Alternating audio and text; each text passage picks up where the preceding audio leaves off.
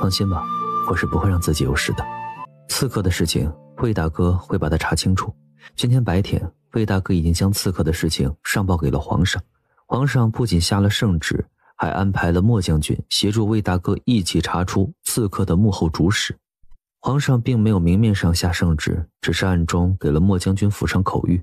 不下圣旨，那是不想打草惊蛇。徐行却说他只猜中了一半。相公，你这话是什么意思？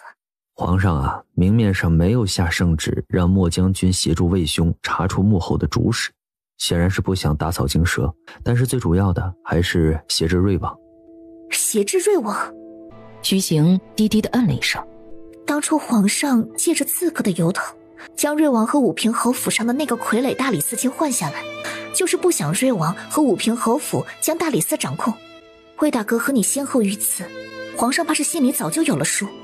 要是不查出刺客的幕后主使，那瑞王和武平侯二人的手就会还想伸到大理寺。皇上这招也是釜底抽薪，为了挟制瑞王，才安排了莫将军协同魏大哥一起去查找指使刺客下手的幕后主使。顾青青猜测着刺客的事。你看这个。相公，这个是什么东西？你打开看看。只见这纸条上写的分别是什么掌柜，还有什么地址什么的，好像都是些做生意的掌柜的名字。你买下的武平侯府的那些铺子啊，我已经让徐叔都查过了。徐叔说那些铺子以前给他们提供货源的都是武平侯府上的人，现在铺子被你买了，那武平侯府的供货商肯定不会再把货源提供给你，这些都是我帮你找的货商。你那些酒坊、布庄还有玉器铺子，我都帮你找好了货商，需要供货的时候，你只管按照这纸上写的地址和掌柜名字去找他们送货过来就好了。他买下的那些铺子，顾青青还正愁找货商的事儿，没想到他还没有提，徐行竟然已经帮他将此事办得妥妥帖帖的。顾青青反复看了看手上徐行刚刚递给他的东西，酒坊、布庄还有玉器坊，依次需要的货物还有需要找的掌柜以及地址什么的，徐行全都给他写得清清楚楚的。相公，你是什么时候安排人去做的这个？就在知道你买下那武平侯府这么多铺子当天晚上，我就安排徐叔去办此事了。这些货商都是给徐叔常年供货之人，他们已经答应了徐叔，给你的价钱也会比别的便宜2成。顾青青想不到徐行不仅帮他找好了货商，就连价钱都帮他谈好了。这天顾青青刚到回春堂，秦无言那厮就不知道从哪儿窜出来。那个昨天的事谢了。武平侯府那个女人今后应该也不会再去铺子上找你的麻烦了。好事做到底，小爷我今天过来顺便再帮你一个小忙。帮我一个小忙？你要帮我什么忙？小爷我带你买下的武平侯府上那些铺子，原本给那些铺子供货的那都是武平侯府手上的人，那些供货商怂得很，不敢得罪侯府。如今这些铺子被你和我二人给买了下来，武平侯府必然不会再让那些供货商给你我二人提供货源了。你的意思是要帮我找供货的商人？怎么样，小爷是来帮你的忙来了吧？货源的事情你就不用担心了，小爷我手上的都是上等的货色，到时候啊，小爷我会安排人将货给你送过来。至于价钱的事嘛，我们一切好商量。顾青青谢过了秦无言的好意。小爷我给你提供的货源可都是上等的好货，你确定不要？不瞒你说，货源的事情我已经找妥了。你当真找到货源了？你看这上面的货源和货商都是我相公帮我找的，他说价钱方面也都给我谈妥了，这上面的货商都会以便宜寻常2成的价钱将货卖给我。这些是那个姓徐的给你找的？没错，怎么了？这个宁老爷他手上的货都是极为难得的好货，他手中的货并不卖给一般的货商，大多都是在给京城中的王公贵族供货。还有除了宁老爷，还有这位宋老爷，他可是这京城最大最好的酒坊的掌柜，他更是脾气古怪，有钱都不赚，只给固定的几家送酒呢。那个姓徐的他在哪儿找来的？他哪里本事这么大，竟让这些人都答应给你送货？你说的都是真的？这上面的供货商当真有你说的那么难合作？这上面的那位宁老爷这个人古板又固执，小爷我当初可是想了不少的法子，都没能让他和小爷我合作。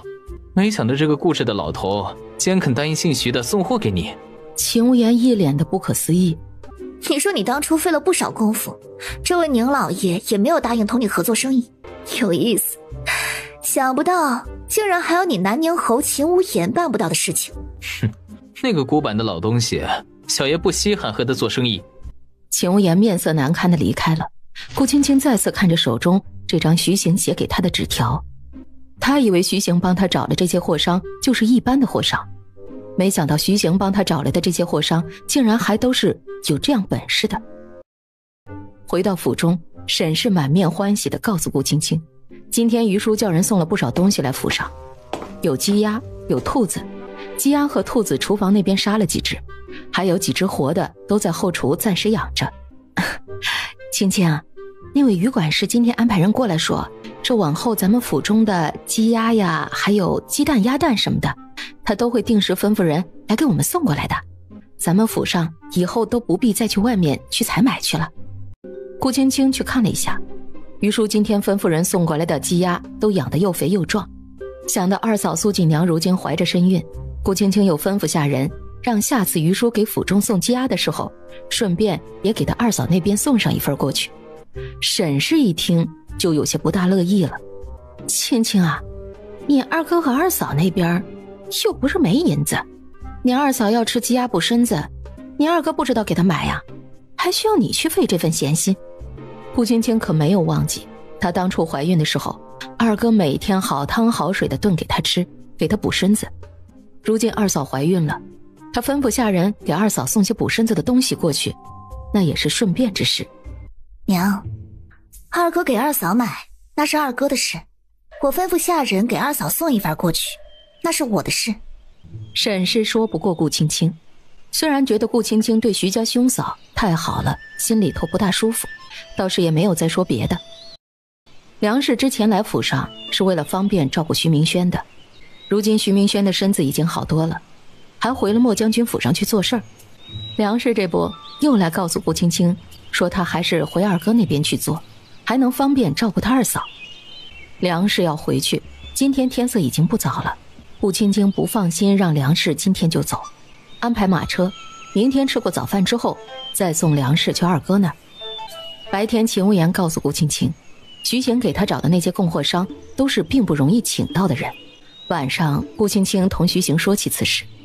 你听谁说的？顾青青心中咯噔了一下，完了，他怎么把这茬给忘了？顾青青想到上次因为他见秦无言的事儿，就被徐行这个男人给折腾一天都起不来。顾青青可不想再继续在徐行跟前儿提起秦无言的名字了，要是徐行听到了，指不定又要再把他折腾一次。我也就是今天在药铺随口听别人说的。你在药铺听人说的？是啊。这上面的掌柜的可都是和药铺无关的，你怎么会在药铺听人说这个？今天我去药铺，不小心将你昨天给我的纸条掉在了地上，管事的看见了后帮我捡了起来。他看见这纸条上写的字，正好他也听说过这上面的宁老爷和宋老爷。是吗？顾青青一脸诚恳的点头。徐行没有再问下去，顾青青不由得终于松了口气。你说你买下武平侯府的那些铺子的时候，连续几天都和他在一起？就3天。我还听人说你还跟着那个姓秦的去了青楼。我就是跟着他一起去买铺子的。你还想去买青楼？不，没，我不想买的，真的，我一点也没想买。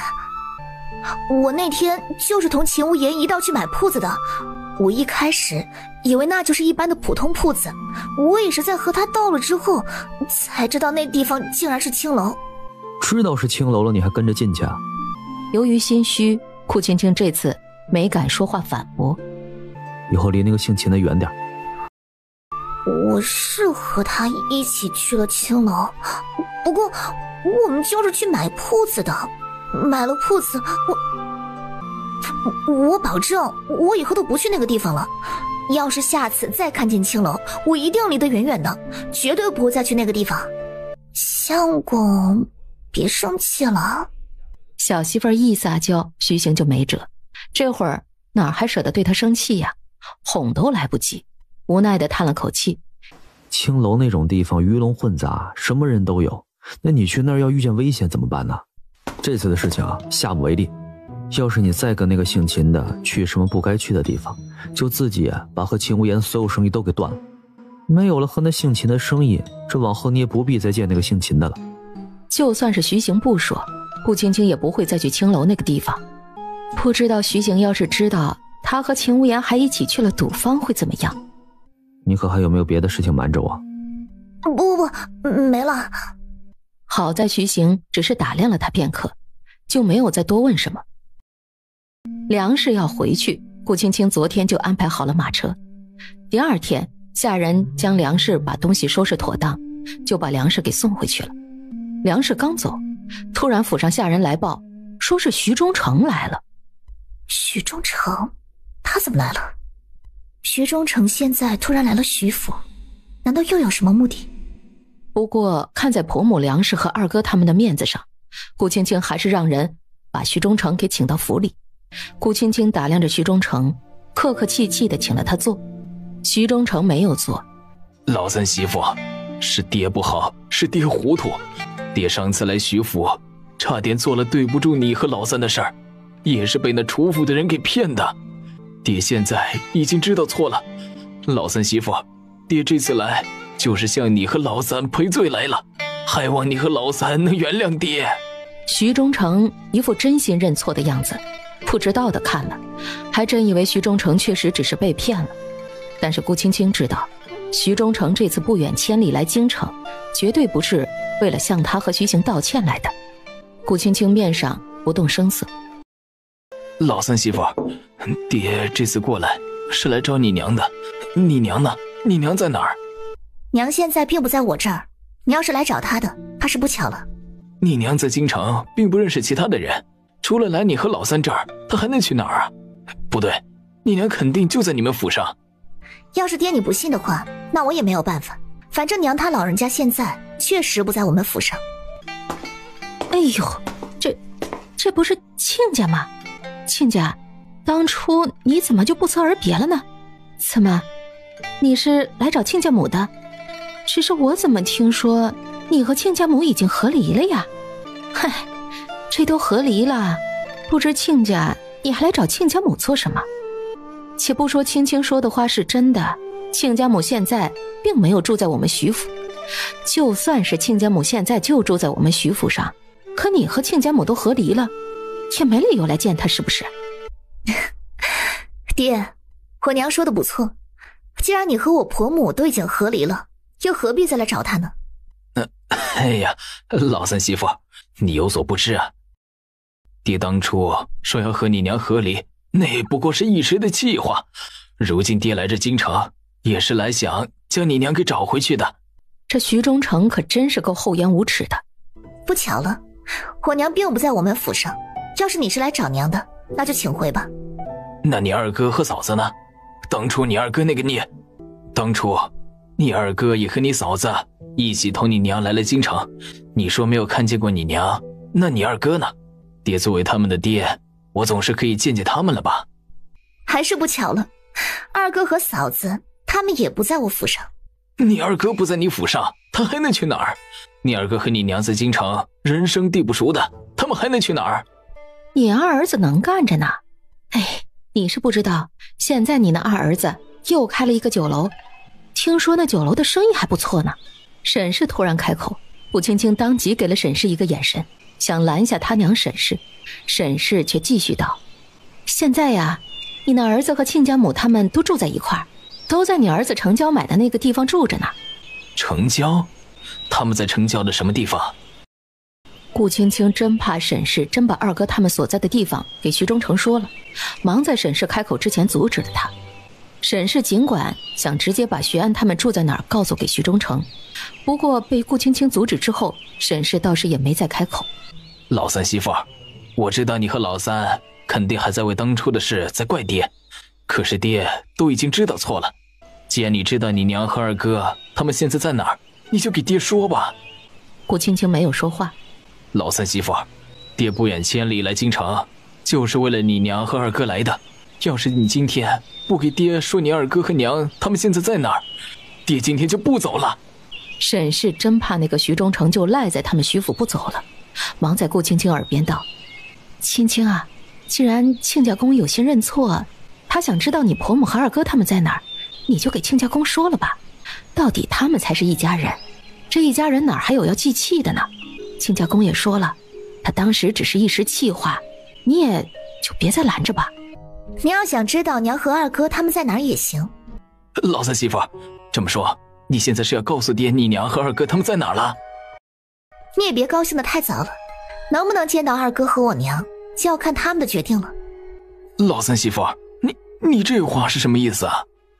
顾青青叫下人取了纸笔过来，将信写好之后，顾青青把它交给了府中的丫鬟，俯身在丫鬟耳边说了几句。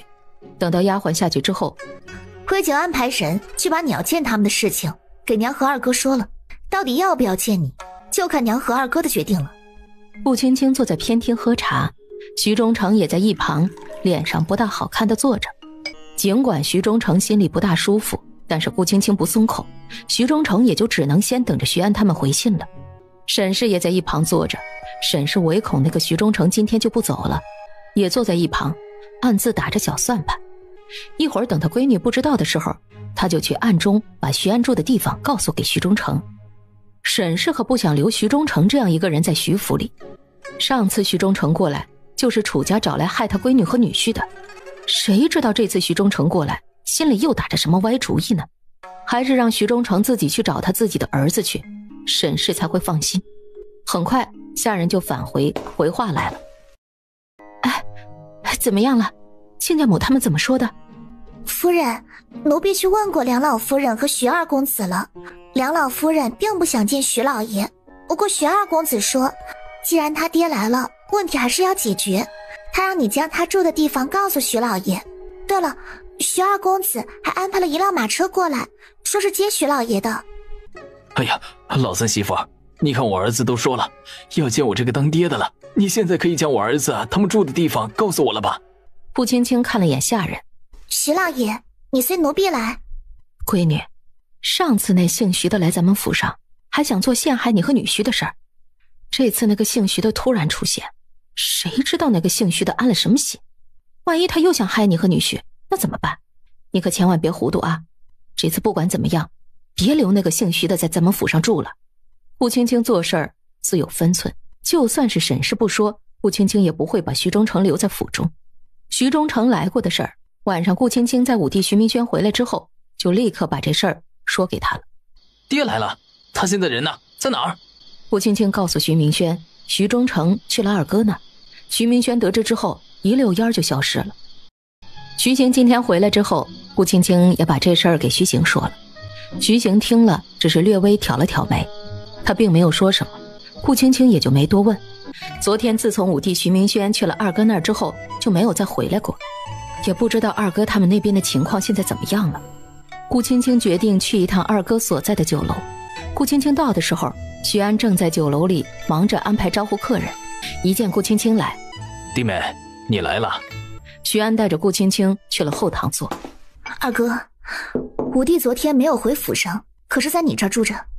昨晚上太晚了，我就留了武帝在我那儿住了一晚。那爹呢？爹昨天来见了你和娘，不知你和娘是何打算？娘还是不肯见他，我暂时将爹安置在了别的地方住着。这么说来，爹并没有和你们住在一起。当初在徐家村，爹不仅将娘赶出了徐家，更是几次三番的动手打娘。我和你嫂子白天要忙酒楼的生意，爹为了逼娘，答应将你和老三的铺子、房契都交出来，差点把娘给打死。我和你嫂子赶回去的时候，娘都已经被打得浑身是血，奄奄一息的趴在地上了。顾青青想不到，那徐忠诚竟然还差点打死梁氏。虽然他是我爹，但是要是娘不想见他的话，我也不会让他见娘。顾青青从二哥那儿离开，坐在马车上。原来徐忠诚昨天并没有见到梁氏，也不知道二哥的酒楼在哪儿。昨天二哥专门安排了马车去接徐忠诚，只是让徐忠诚到乡下的一户农家借住，但是这也不是长久之计，更何况徐忠诚怕是也不会安分的真的就一直住在那户农家。只不过此事是二哥和他婆母的事儿，顾青青不方便插手。他今天来找二哥也是询问一下他们的打算和决定。马车很快回到徐府，下车的时候顾青青意外地看见了一个身影，顾青青再去看的时候，那身影就消失。夫人，怎么了？你在看什么？顾青青对莫离摇了摇头，刚刚那个身影不就是像她那位姑母吗？不由得顾青青又想起来，上次她好像在徐府也看见过身形和她姑母相似的人。难不成？顾青青决定现在就去找沈氏。沈氏在屋里做着针线，她打算给静根和袁景兄妹两个人一人做一顶虎头帽，戴着暖和。听见脚步声，一见顾青青来了。青青啊，你来了，你过来找娘可是有事吗？娘，我问你，你可又见过我那位在京城做事的姑母？哎呀，你这孩子糊涂了吧？你姑母那天不已经被你从咱们府上给赶出去了吗？娘怎么可能会再见到她呢？是吗？顾青青的目光看着沈氏，沈氏不由得再次一阵的心虚。娘，我再问你一次，你老实告诉我，你当真没有又将我那位姑母带入过徐府？没有，娘怎么会平白无故的把你姑母又带到咱们府上来呢？没有的事。娘，我那位姑母这次突然找到我们府上，本就目的可疑。当年的事情，你可以不和我姑母计较，但是，要是你贸然将我那位姑母放入府中，让她在府中做了什么对我们不利之事，到时候受累的就是整个徐府。要是你不想徐府出事，那就不要再犯糊涂。沈氏被吓得身上一抖，莫不是被他闺女发现了什么？没有，娘又不是糊涂了，娘怎么会把你那位姑母再带到我们府上来呢？可是我最近好像连续2次看见了我那位姑母，一次是在徐府，一次是今天刚回来的时候，我见她好像在我们徐府外刚离开。是吗？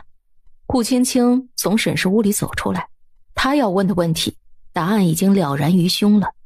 夫人，你信老夫人刚刚说的话吗？莫离，你去把徐叔给我叫过来。夫人，徐叔最近好像都不在府上。不在府上？那他去哪儿了？这就要问大人了。府上知道徐叔去哪儿的，应该只有大人才知道。徐叔虽然在徐府有一个单独住的小偏院，但是徐叔并不是他们府上的下人，徐叔在徐府也只听命于徐行一个人。徐叔不在，顾青青又叫来了叶无痕，对他吩咐道：你去安排2个人暗中盯着我娘，要是我娘带了可疑之人进府，立刻将人拦下来回禀我。吩咐完叶无痕，顾青青发现前面一行人看起来很是陌生。等等，顾青青的目光打量着这一行人。你们是谁？我以前怎么没有见过你们？鄙人姓范，我是来给府上送柴火和木炭的。可我记得来府上送柴火和木炭的人，以前并不是你们。回夫人的话，府上原来给你们送柴火和木炭的人，在半个月前就换成了我们，我们是新来的，往后府上的木炭和柴火也都会是我们给贵府送来。换人了？这是什么时候的事？下意识的，顾青青把目光看向了莫离。莫离也看着顾青青，摇了摇头。夫人，换人之事，贵府的老夫人知道，我们也是贵府的老夫人请来的。夫人，你要是有什么问题的话，可以去问府上的老夫人。我娘？我们都是老夫人找来的，老夫人已经答应，往后贵府的炭火都由我们来送。没有再问，不放心这些人，顾青青吩咐了莫离送他们出去之后，再次又去了他娘沈氏住的屋子。沈氏还以为顾青青又是来问他姑母的事儿。青青啊，这娘不是都已经说了吗？娘没有带你那位姑母来过徐府，怎么？难道你连娘的话都不信了吗？我不是来问你我那位姑母的事的。那你是？我今天看见几个人颇为面生，教主一问，才得知那些人是府上新来的送柴火和木炭的人。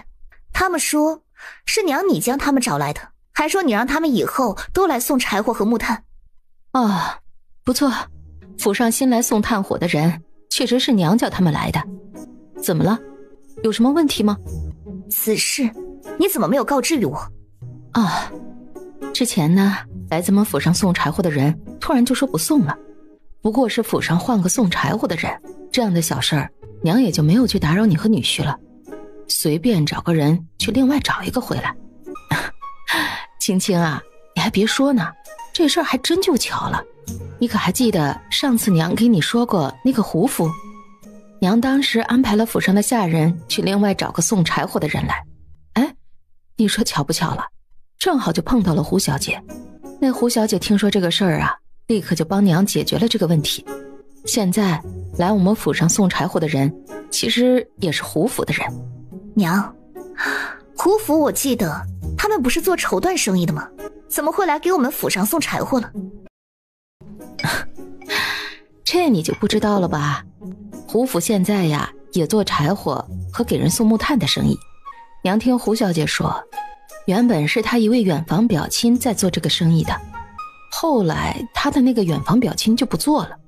胡老爷看见这其中有点赚头，也就把胡小姐那位表亲的生意给买下来。娘，原来给我们府上送柴火的人，为何突然就不给我们府上送了？你可问过原因？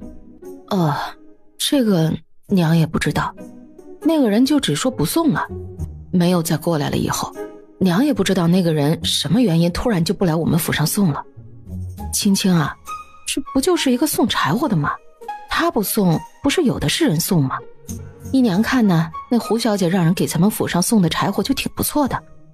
她那位姑母刚出现，送柴火的人就不送了，再接着胡小姐出现，现在送柴火的人成了胡府的人。顾青青越想越觉得此事有问题，不行，她得查一下才行。不仅她姑母和她娘这边要找人盯着，现在看来那个胡府她也需要让人去暗中查探一番。顾青青原本打算等徐行回来之后再问一下她让人暗中盯着的那位姑母的事儿，只是让顾青青没想到的是，徐行竟然今天迟迟都没回来。不仅是徐行，就连二弟和五弟也都迟迟未归。青青啊，这女婿和你二弟今天怎么这么晚了还没回来？娘，大姐，依我看，可能二哥和姐夫都是有事耽搁了吧。放心吧，忙完了他们肯定就会回来的。顾青青也猜想徐行可能是有事耽搁了，没想到过了一会儿，顾青青竟然收到了徐行安排的人回来的传话。传话的人告诉顾青青，说是徐行今天进宫去了，可能今天晚上都不会回来。相公现在在宫里。青青啊，女婿就算是进宫了，也不至于会一晚上都不回来吧？这到底怎么回事？这到底是怎么回事？皇上为何会将徐行留在宫里一夜？难道是徐行出事了？顾青青越想越不安，只是她要再问，来送信的人除了告诉顾青青徐行现在在宫里，别的顾青青什么都没问出来。皇上把大臣扣在宫里，这可不是什么好事。顾青青一脸的焦急，来回踱步。夫人别担心，大人现在是在宫里，应该不会有什么大事。真要是有事，皇上也不可能叫大人进宫，他是直接就把大人给下入大牢了。不由得顾青青想到了魏大人，顾青青决定亲自去一趟魏府。夫人，外面天色已经暗了，你现在出去恐有不便，更何况这夜黑风高的，容易遇见危险。这样吧，还是奴婢去一趟，你有什么话吩咐奴婢去办就行了。莫离，叫小身子备马。莫离见顾青青主意已定，也只得照做。二人急急忙忙走到徐府外。夫人你看，顾二公子回来了。大姐，这么晚了，你这是要去哪儿？顾二公子，你不知道，我们大人被皇上扣在了宫里，夫人担心大人，正要去魏大人府上找魏大人打听消息呢。大姐，你要去魏大人府上？二弟，朝中大臣无故被扣留宫中，多半不会是什么好事，我怕相公有危险，我打算去找魏大人一趟。魏大人是相公多年的同窗好友，又和相公同在大理寺为官，想来魏大人见了我后，应该是会答应帮忙去宫里打听相公的消息的。大姐，放心吧，那个姓徐的不会有事的。二弟，你这话是什么意思？今天朝中的大臣都进了宫里，不仅是那个姓徐的，就连莫将军也进宫了。我今天也跟着莫将军去了宫中，不过我只是在宫门外候着，倒是没有见到皇上。你说朝中的大臣今天都进宫了？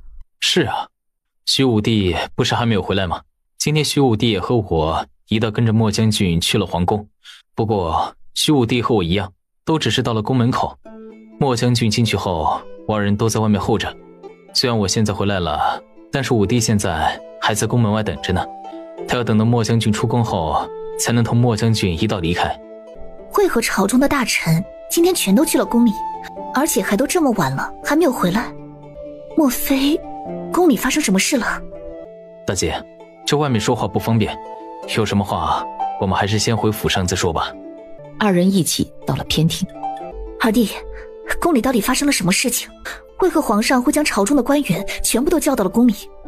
大姐，这事我也所知不多，我只知道好像是来了一个藩邦使臣，听说这个使臣故意挑衅，皇上这才召集了朝中大臣都去了宫里。这么说，皇上召朝中大臣进宫是为了应对那藩邦来的使臣？皇上此番将朝中大臣全都召见入宫，那必然是因为使臣入访之事。我从宫外回来的时候还听人说，皇上今晚上在御花园摆了宴，要与那来访的使臣同乐。皇上摆了席宴请使臣，朝中的大臣们自然是要作陪的。顾青青没想到徐行没有回来，被留在宫里，竟然是因为藩邦来了使臣的缘故。大姐，你就放心吧，虽然我对宫里的情况所知不多，但是大姐夫他今天晚上被皇上留在宫中，绝对不会有任何的危险。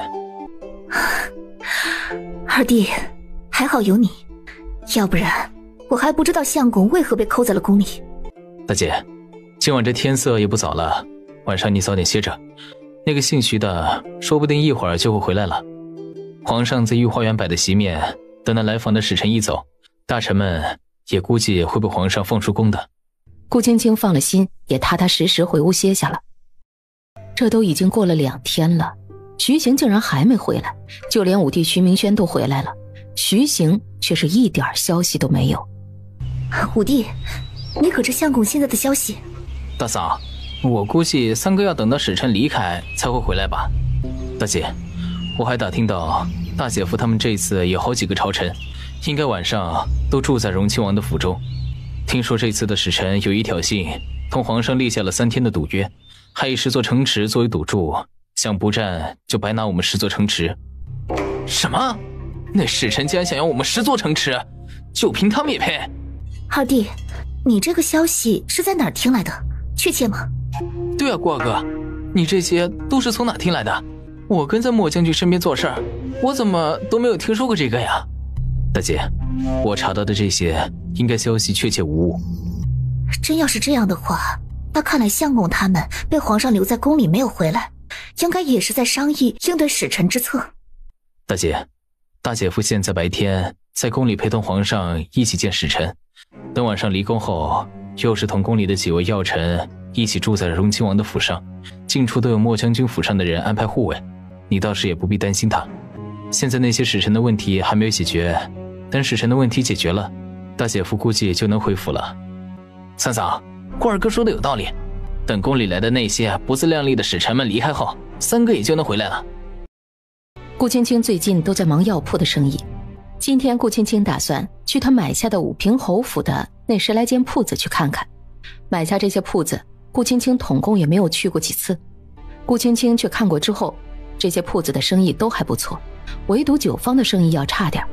询问了管事之后，顾青青发现武平侯府上的酒坊一直都是亏本的生意，看来这酒坊他还得好好琢磨琢磨才行。顾青青琢磨着能让酒坊生意好起来的法子，就有下人惊慌失措的来报，说是静哥不见了。什么？静哥不见了？到底是怎么回事？静哥怎么会不见了？顾青青匆匆忙忙回到府里。青青，你总算是回来了，怎么办呢？静哥他不见了。顾青青虽然也听说静根不见了，吓得浑身发软，但是这会儿她还勉强稳住情绪，看着沈氏问道：娘，到底发生了什么事？静根怎么会不见？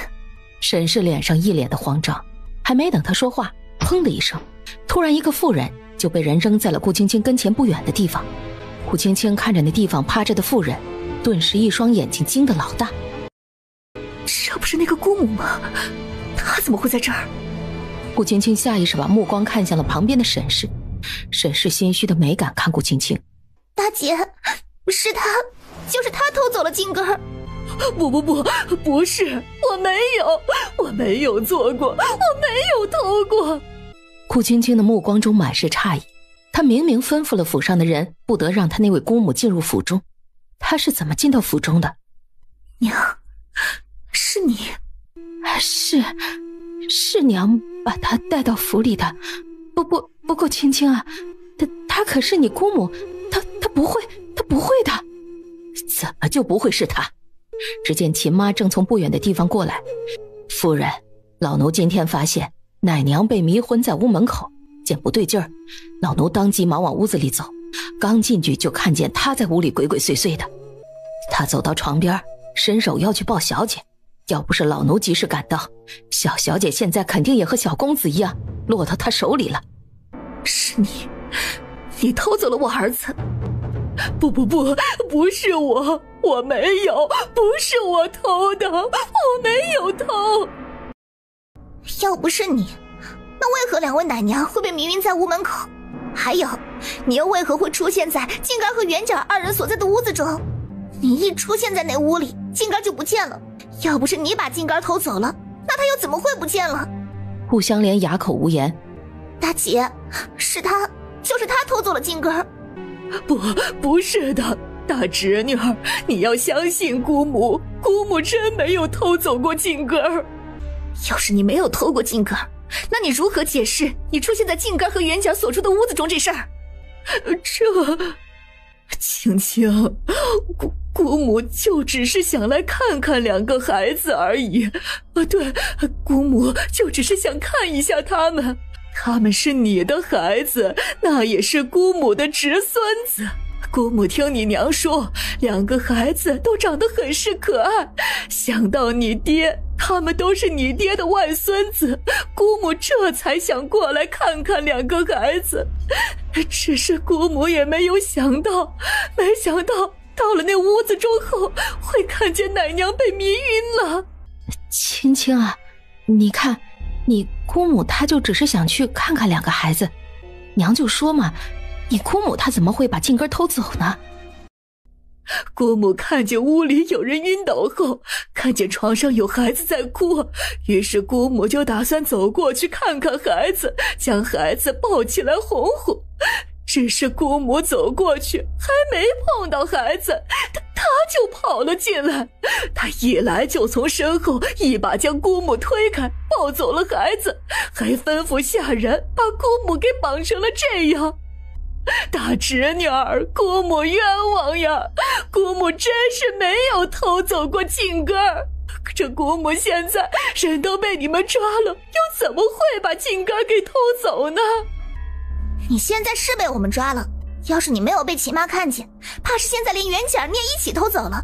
大姐，别对他客气，是他偷走了静根儿，现在我们就把他送到大理寺去，看他老不老实交代。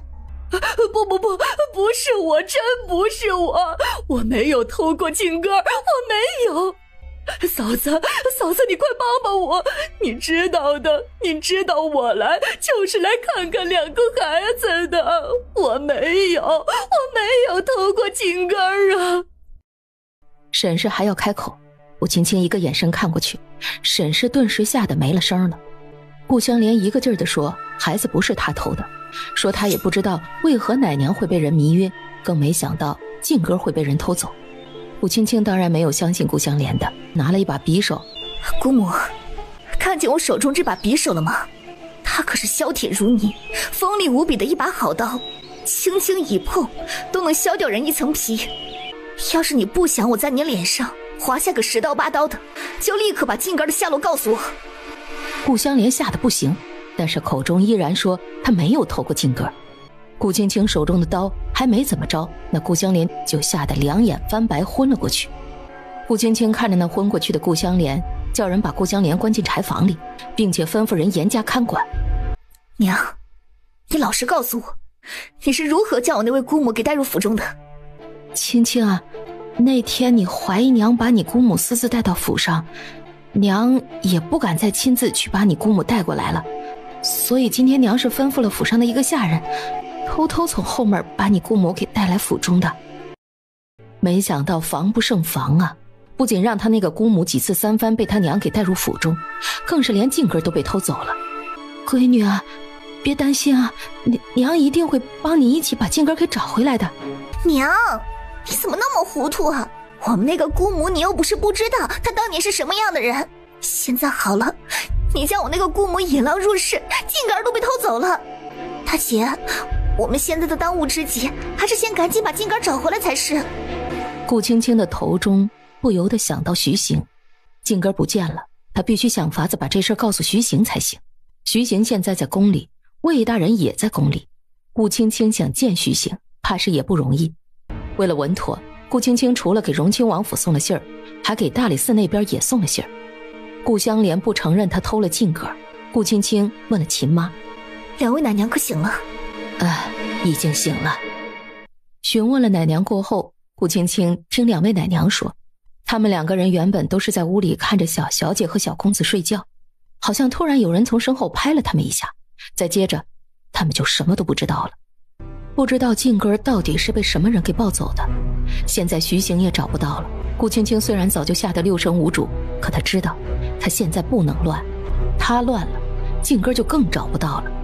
她必须要镇定，这样才能想法子把静哥给找回来。莫离从外面走进来，小声在顾青青的耳边说了几句话。莫离，你说徐叔回来了？夫人，徐叔现在就在前面。见到了徐叔，顾青青还没开口问，徐叔就先开口了。夫人，老夫听说小公子不见了。徐叔，我问你，相公曾经安排了人跟着我那位姑母顾香莲的事，你可知道？夫人，老夫今天收到消息，公子安排去暗中跟踪顾香莲的那两个人都没了消息。没了消息？这是什么意思？要是老夫猜得不错的话，公子安排去跟踪的那两个人应该已经被人暗中做掉了。做掉了？顾青青将他姑母的事说给了徐叔听。夫人，小公子失踪一事，怕是真不是你那位姑母做的。可是今天不少的证据和线索都表明，偷走孩子的人就是我那位姑母。夫人，要是老夫猜得不错的话，你那位姑母应该也是想去偷走小公子，但是小公子却被人先一步偷走了。你是说偷走静肝的另有其人？夫人，你有所不知啊，徐府外公子安排了不少人暗中保护府中的安危，暗中护卫徐府的人身守整个京城都少有能及，别说一般人了，就算是一般的高手都不易从府中将小公子给偷走。那将静肝偷走的人要不是我那位姑母的话，到底会是谁呢？夫人，我已经查到，今天来徐府的高手不止一波，听说今天有好几波高手来徐府，来的人不仅武功极高，更是一次就来了好几波。公子安排在暗中保护徐府的人，同时被好几波人给缠住，这才让小公子在眼皮子底下被人给偷走了。顾青青怎么都没想到，今天来徐府的竟然还有好几波高手。夫人，你放心，老奴一定会将小公子给救回来的。老奴已经安排了人去查找线索，要是找到小公子了，老夫一定会让人安全的将小公子给带回来。徐叔安排了人去查找线索，顾青青则打算再去审一审他的那位姑母。就算是静哥不是他的那位姑母偷走的，但是他姑母也绝对不是无辜的。徐叔已经下去了，下人来说南宁侯府下了帖子到访。南宁侯？秦无言怎么这个时候突然来了？虽然心中觉得疑惑，顾青青还是让莫离将秦无言请到小偏厅去坐着说话。顾青青到的时候，秦无言已经坐在偏厅开始喝茶了。静哥儿不见的事儿，你别担心，小爷我会帮你找的。顾青青没想到秦无言竟然也知道了静哥的事儿。静哥儿被人给偷走，小爷我这一次也是有责任的。既然小爷我让静哥儿被人给偷走了，小爷我也定会安然无恙的将他给带回来的。什么？你这话是什么意思？静哥儿被人偷走和你有什么关系？难道是……哎，别误会，小爷我可不是帮着那个凶手偷走静哥儿的人。那这又是怎么回事？你刚刚又为何会那样说？还不是小爷我手下那群蠢货东西，小爷我让他们去抓人，他们误将那个姓徐的安排了暗中护卫徐府的人给缠住了，这才让那个贼人将静哥儿给偷走了。这么说来，今天来我徐府的那几波高手，还有你秦无言的人？是有小爷我手下的人，不过小爷我手下的人原本是想帮你抢回孩子的，但是那些蠢货成事不足败事有余。哎，那个姓徐的安排来护卫你们徐府的人，武功都是少有人能及的高手，要不是徐府今天歇了门去了几波人，又被小爷我手下的人去搅和了一番，就姓徐的安排的那些人足够绰绰有余收拾偷走静哥儿那群刺客了。你今天怎么会带人出现在徐府？还有，你可知来我徐府的那几波刺客都是些什么人？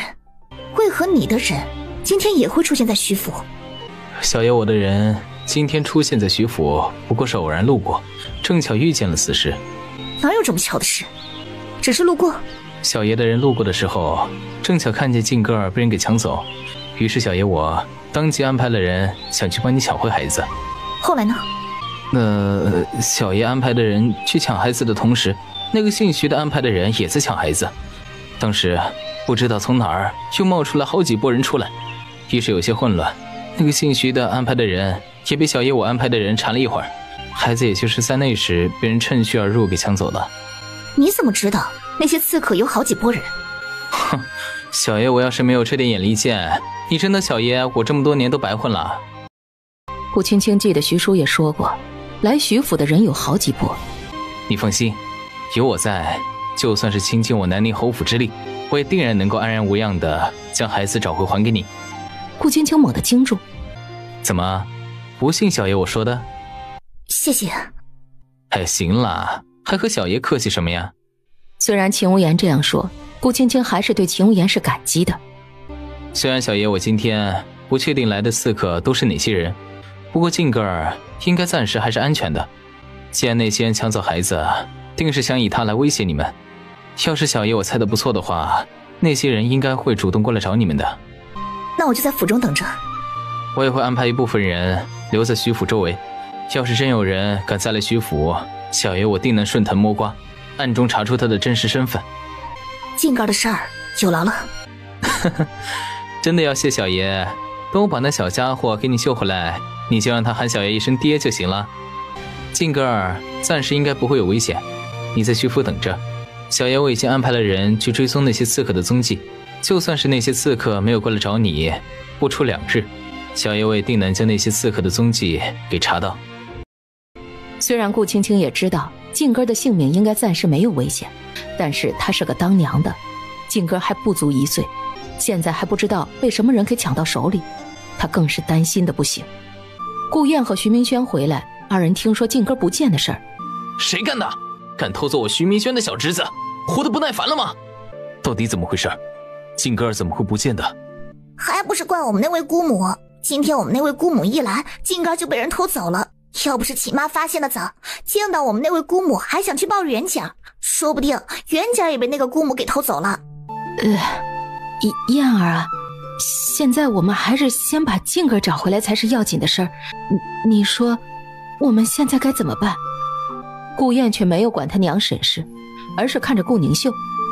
你说静哥儿是我们那个姑母偷走的？要不是他偷走的，那为何静哥不见的时候，我们那个姑母也正好在静哥和元甲住的屋子被抓了个正着？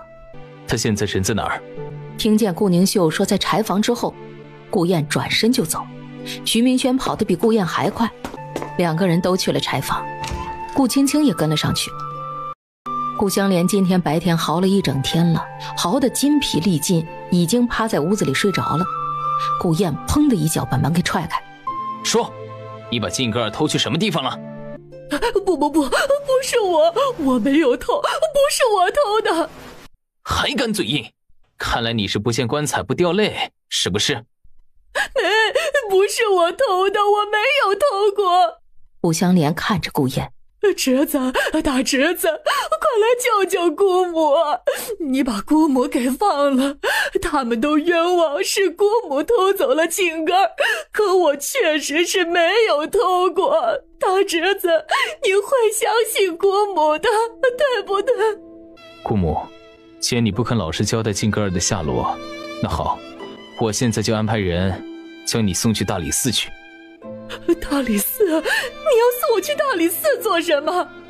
听说大理寺的刑具多达上百套，但凡是进那儿的人，就算是不死也得脱层皮。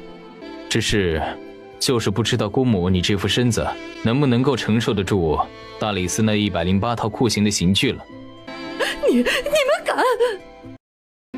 哼，忘了告诉你了，我三哥现在就是大理寺的官员，你偷了我三哥的儿子，将你给送去大理寺，想来我三哥定会对你好好格外照顾的。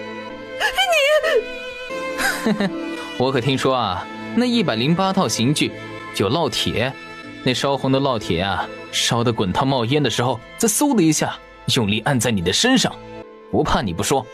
来人，将他押送去大理寺去。等，要是你不老实交代，不仅是那108套刑具在等着你。对了，我那个大表哥还在京城准备考科举吧？要是让他学堂的人知道，他娘连自己亲侄女的孩子都要偷走，不知学堂的人会怎么看我那位大表哥呢？别以为你不说，我就查不出来。你都做了什么？现在不说，我也会安排人去查找线索，那你也会多受皮肉之苦。我那位大表哥有你这样一位偷人孩子的娘，他的科举仕途怕是也……我真的没有偷走你孩子，我真的是去的时候他已经被人给偷走了。三嫂，别和他废话了，把他交给大理寺去审吧。不，我不去。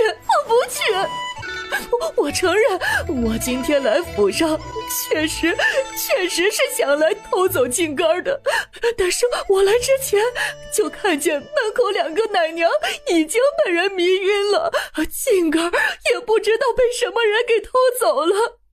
你果然是没安好心。老实交代，到底是何人指使你来偷孩子的？我也不知道，我只知道来找我的那个人蒙着面，他的声音听起来好像有40-50岁的样子。还有呢？那个人告诉我，只要我能到府中将府中的小公子给偷出来，那个人就会给我黄金100两。黄金100两？嫂子，到底是什么人想偷走金格尔，竟然会给黄金100两？顾青青也没想到有人会出这么高的价钱来让他这位姑母偷走静格尔。我只知道让我来偷孩子的人会给我100两黄金，这别的我就真的什么都不知道了。老实点，最好是什么都给我们老实交代清楚了，要不然我现在就送你去大理寺受刑去。我真的已经交代完了，除了听见那个人的声音，我真的是什么都不知道。他也就来见过我2次，再后来找我的人都是黑衣蒙面的男人。那个男人先给了我10两金子，他告诉我说只要我能将府中的小公子给偷出来，那剩下的90两黄金就一并交到我手上。顾青青打量着顾香莲面上的神色，见她不像是说谎的样子，一行人便从柴房走了出去。嫂子，你信那个人说的鬼话吗？想来我那个姑母说的应该是实话，看来这偷走静格尔的应该确实另有其人。二哥，怎么你这么容易就轻信了姑母口中说的话？依我看，那姑母说的未必是实话。三妹、五弟，我同意二弟说的，原因很简单，找我姑母偷孩子的人，想来是不会让我姑母知道她的真实身份，所以姑母说她并没有见过那个幕后指使她偷孩子的人，应该是事实。可是就算是我们那个姑母她没有见过那个让她来偷孩子的人的真面目，那也就不能说明孩子不是她偷的。根据我的判断，孩子有90%的把握不是他偷走的，不是他，那孩子还能是谁偷走的？到底是谁偷走了孩子？现在目前还不知道。顾宁秀还是不解。二哥，为何你就相信了我们那个姑母说的话？真的就相信金杆不是他偷的？三妹，就我们那个姑母，她怕是还真没有那个能力偷走金戈儿。不错，我们那个姑母既然已经承认了她确实是来偷孩子的，那就说明孩子十有八九不是她偷走的。三嫂说的没错，她既然承认了，那我们必然不会放过她，她也没有理由再否认孩子不是她偷的。大姐，既然你们都认为孩子真不是他偷走的，那他现在还在柴房里关着，我们该将他怎么办？先就那样关着吧。虎弟，那大理寺的刑具当真有108套？这不是顾二哥说的吗？我又没有去过大理寺，我哪里知道大理寺的刑具有多少套啊？只见顾燕手握着拳头，干咳了一声。二哥，五弟，合着你们二人刚刚编出来吓唬我们那个姑母的？这二人一唱一和的，倒是演的真像那么回事儿。哎呀，刑具有多少套不重要，重要的是能够把人唬住不就行了？大姐，我现在就去找娘去，她一直都帮我们那个姑母说话，相信我们那个姑母不是来偷孩子的，现在我就告诉她去，看她还怎么说。顾宁秀转身去找沈氏去了。宫里的喜宴是不是今天就结束了？是啊，我跟在莫将军身边做事儿，听说皇上接藩邦使臣在宫里设的喜宴今天就结束了。这几天莫将军每天进宫就是一天，我们这些跟在莫将军手下做事的进不了宫，这几天呢都只能在宫门外守着，等着莫将军出来。既然宫里皇上设的接见藩邦使者的喜宴已经结束了，那为何相母今天这么晚了还没有回来？是啊，按理说三哥也应该回来了才对啊。莫将军我听说他今天都回府了，怎么三哥今天还没有回来？大姐，可能这次藩邦使臣突然来访的事并没有那么简单，大姐夫今天没有回来，怕是皇上暗中给大姐夫安排了别的密旨啊。不过是个小小的藩邦使臣，更何况现在还是在京城，难不成还能怕了他们不成？顾燕没有说话，顾青青看得出来他二弟应该是知道点什么。等到大家都离开之后，顾青青这才单独去了他二弟顾燕住的屋子。顾青青进屋之后，顾燕也没有等顾青青问，直接开口道：大姐，据我意外得知，这次来访的使臣除了拿我们这边10座城池同皇上打赌之外，还有可能涉及到和北凉国的交战。这次北凉的使臣过来，名义上是求和，实际上却是想不费一兵一卒就拿下我们这边10座城池。这次两边和谈要是稍有差池，不仅我们这边10座城池难保，还会在兵戎相见，生灵涂炭。如此说来，稍有不慎，我们这边就会和北凉打起来。别看北凉是个小国，不足我们的一半，但是北凉国民风强悍，凶猛善战。当年即使是莫将军带领的莫家军，都差点败在北凉的手中。我们要真和北凉交战，必定劳民伤财，损伤严重。这次的和谈，虽然那北凉狼子野心，但是若能好好利用，或许能够不战而屈人之兵。听完二弟的话，看来徐行这次没有回来，应该也是有皇上安排的密旨和任务在身。徐行那边，他想见到徐行，怕是目前也只能等了。白天的时候，顾青青还能强装镇定，这会儿天黑了，顾青青再也控制不住心中的慌乱和害怕。她怕静哥会受到伤害，甚至不敢想静哥现在到底会面对什么。顾燕看得出来她大姐的害怕和担心。大姐，你放心吧，我会帮你把静哥儿给找回来的。我在莫将军手下做事，这2年莫将军将我一直颇为看重。以前在边关的时候，我曾替莫将军挡过一剑。这次的事，要是我去找莫将军开口，想来莫将军应该会出手帮忙的。顾燕让顾青青别担心，既然来人只是将静哥儿给偷走，那他暂时应该不会有生命危险。偷走静哥儿的人，怕是还想以静哥儿来威胁我们。只要我们能够尽快将静哥儿给找回来，他就一定不会有事的。顾青青从他二弟的屋子中走出来，他也不知道自己是怎么回房的。他已经丢了静哥儿，不能再把元景给丢了。顾青青不放心元景跟着奶娘睡，把元景抱入怀里，今晚上袁景就和他这个当娘的一起睡，小丫头吃饱了就睡，在他娘怀里睡得很是香甜。顾青青担心静哥一整夜都没怎么睡。第二天听说了静哥丢了的二哥和梁氏他们匆匆忙忙赶到徐府。哎，老三媳妇儿，这是怎么回事啊？静哥他怎么会被人偷走呢？梁氏听说现在一切都还没有线索，静哥到底是被谁偷走的都不确定，顿时头中一阵的眩晕，差点没站稳。娘，你没事吧？没事，娘没事啊。哎，那我们现在该怎么办呢？娘，别急，我们大家一起好好想想法子，一定会把静哥给救回来的。二嫂，你怎么也过来了？你还怀着孕，坐着马车一路颠簸的，万一动了胎气怎么办？弟妹，我和相公他们一听说静哥不见了，就赶忙过来了。我腹中的孩子如今已经过了3个月，早就坐稳了胎，放心吧，不会动胎气的。弟妹，你也别怕，我们会把静哥给找回来的。对，不管用什么法子，我们都会把静哥给找回来的。静哥丢失的事儿，一般人根本找不到任何的蛛丝马迹。二哥他们同顾青青商议了一番，也着实无从下手。顾青青告诉二哥，他已经安排了徐叔和叶无痕他们去查，让二哥他们还是先回去等消息吧。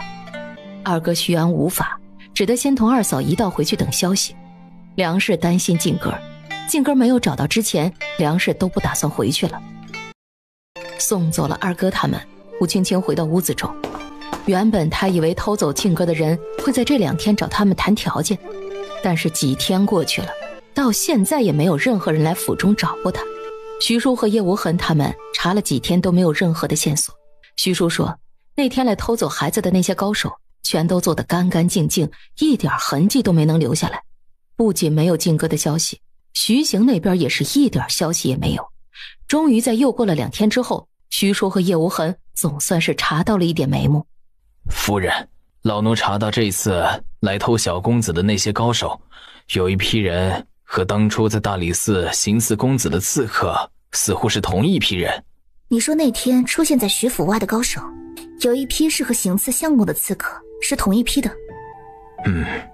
不仅如此，老奴还查到那批刺客离开的方向，有一批是朝京城外的方向跑去的，还有2批是消失在往东走的方向。往京城外走的，那岂不是静哥已经被他们给带出京城了？夫人，别急。虽然那天有一波高手是往宫外的方向走的，但是静哥儿只是被其中一拨人给带走的，还不确定带走小公子的人到底是谁。夫人，你只管放心，老奴定会将小公子给找回来的。这天，顾燕回来告诉顾青青，莫将军已经答应了帮他们查静哥下落的事儿。也就是在这一天的同天，荣亲王府上和大理寺那边同时都来人给顾青青回信。荣亲王说，顾青青写过去的信，今天下人才把信送到他手中。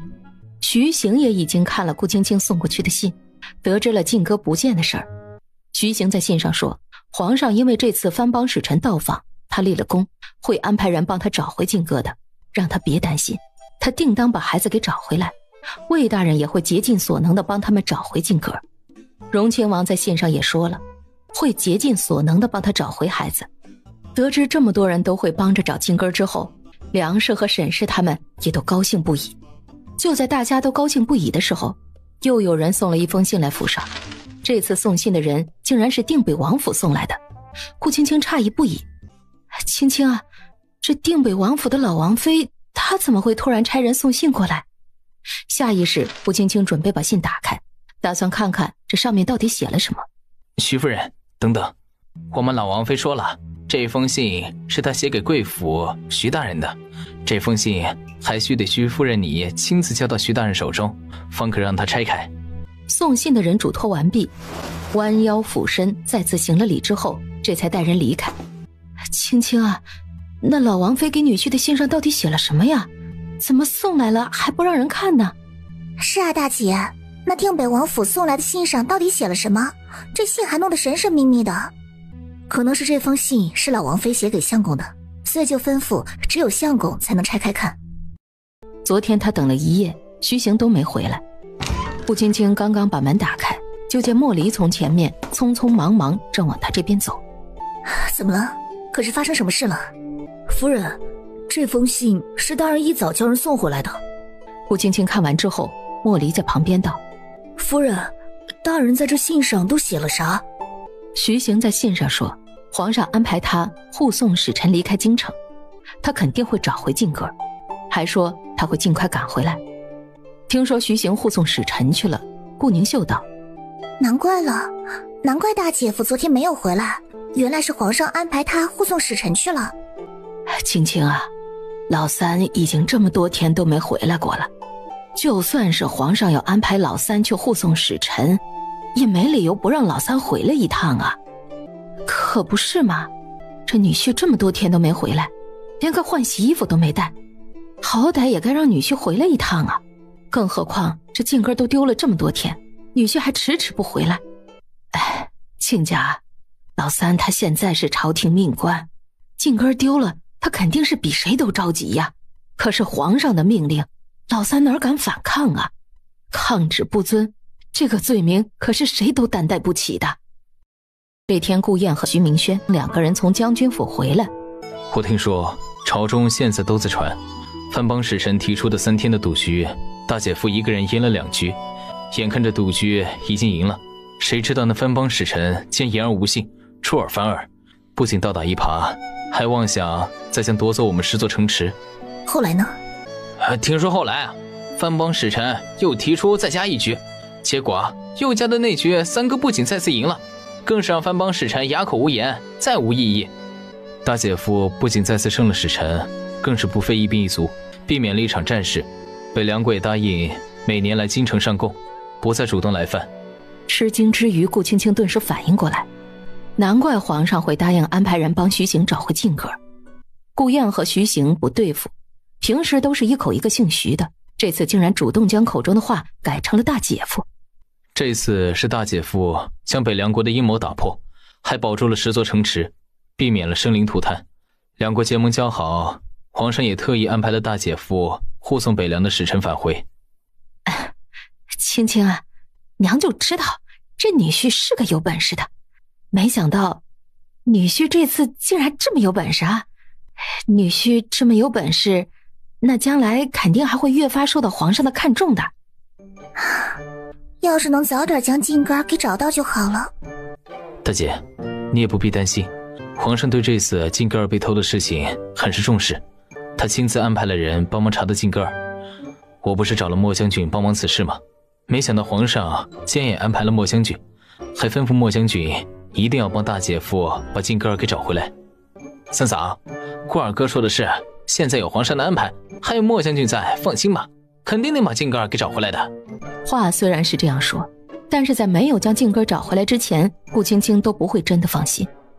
很快宫里的赏赐就下来了，来送赏赐的是宫里的一位太监总管，送来的东西更是丰厚，各色的绫罗绸缎、奇珍异宝，还有黄金白银万两。这么多的赏赐，沈氏他们早就看花眼了。顾青青在传旨太监离开前还塞了一张银票给他，传旨太监满意的收下了顾青青给他的银票，瞧着顾青青是个懂规矩的。徐夫人，徐大人这一次在皇上跟前立此大功，将来在朝中的仕途定会不可限量。顾青青笑着送走了太监总管。大姐，皇上赏赐的东西可真多啊！哎呦，娘这还是第一次见这么多值钱的东西呢。沈氏看着院子里的绫罗绸缎，各种料子都有。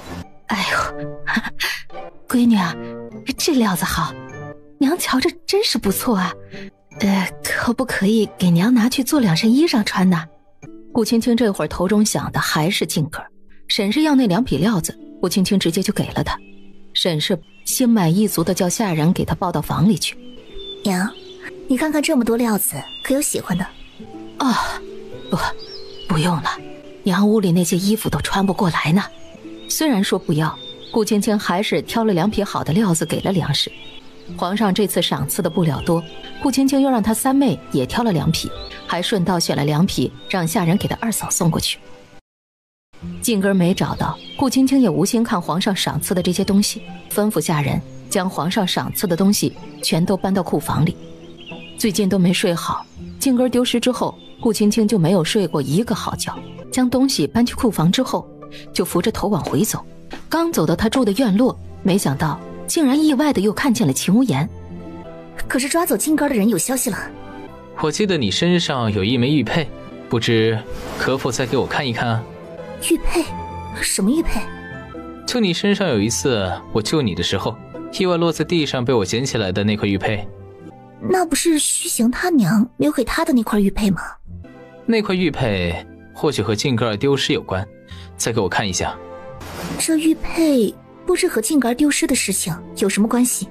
秦无言拿到玉佩，就把桌子上的茶壶拿起来，往杯子里倒了一杯水，接着又把手中的玉佩放到杯子里。你这是？秦无言没有回答顾青青的话，见碗里的玉佩没有任何反应，当即又让顾青青吩咐下人去冰窖里取了半盆冰块过来。顾青青见秦无言把那玉佩放到冰块上，不解秦无言这是在做什么。这玉佩上怎么会有字？稍等会儿，等这块冰块散出来的寒气逐渐浸透这块玉佩，上面的字迹就会慢慢变得清晰起来，直到上面的3个字逐渐出现。定北王。这玉佩上怎么会有定北王3个字？这块玉佩是世上极其罕见的羊脂玉做成，这玉石不仅触骨生温，还能御寒显字。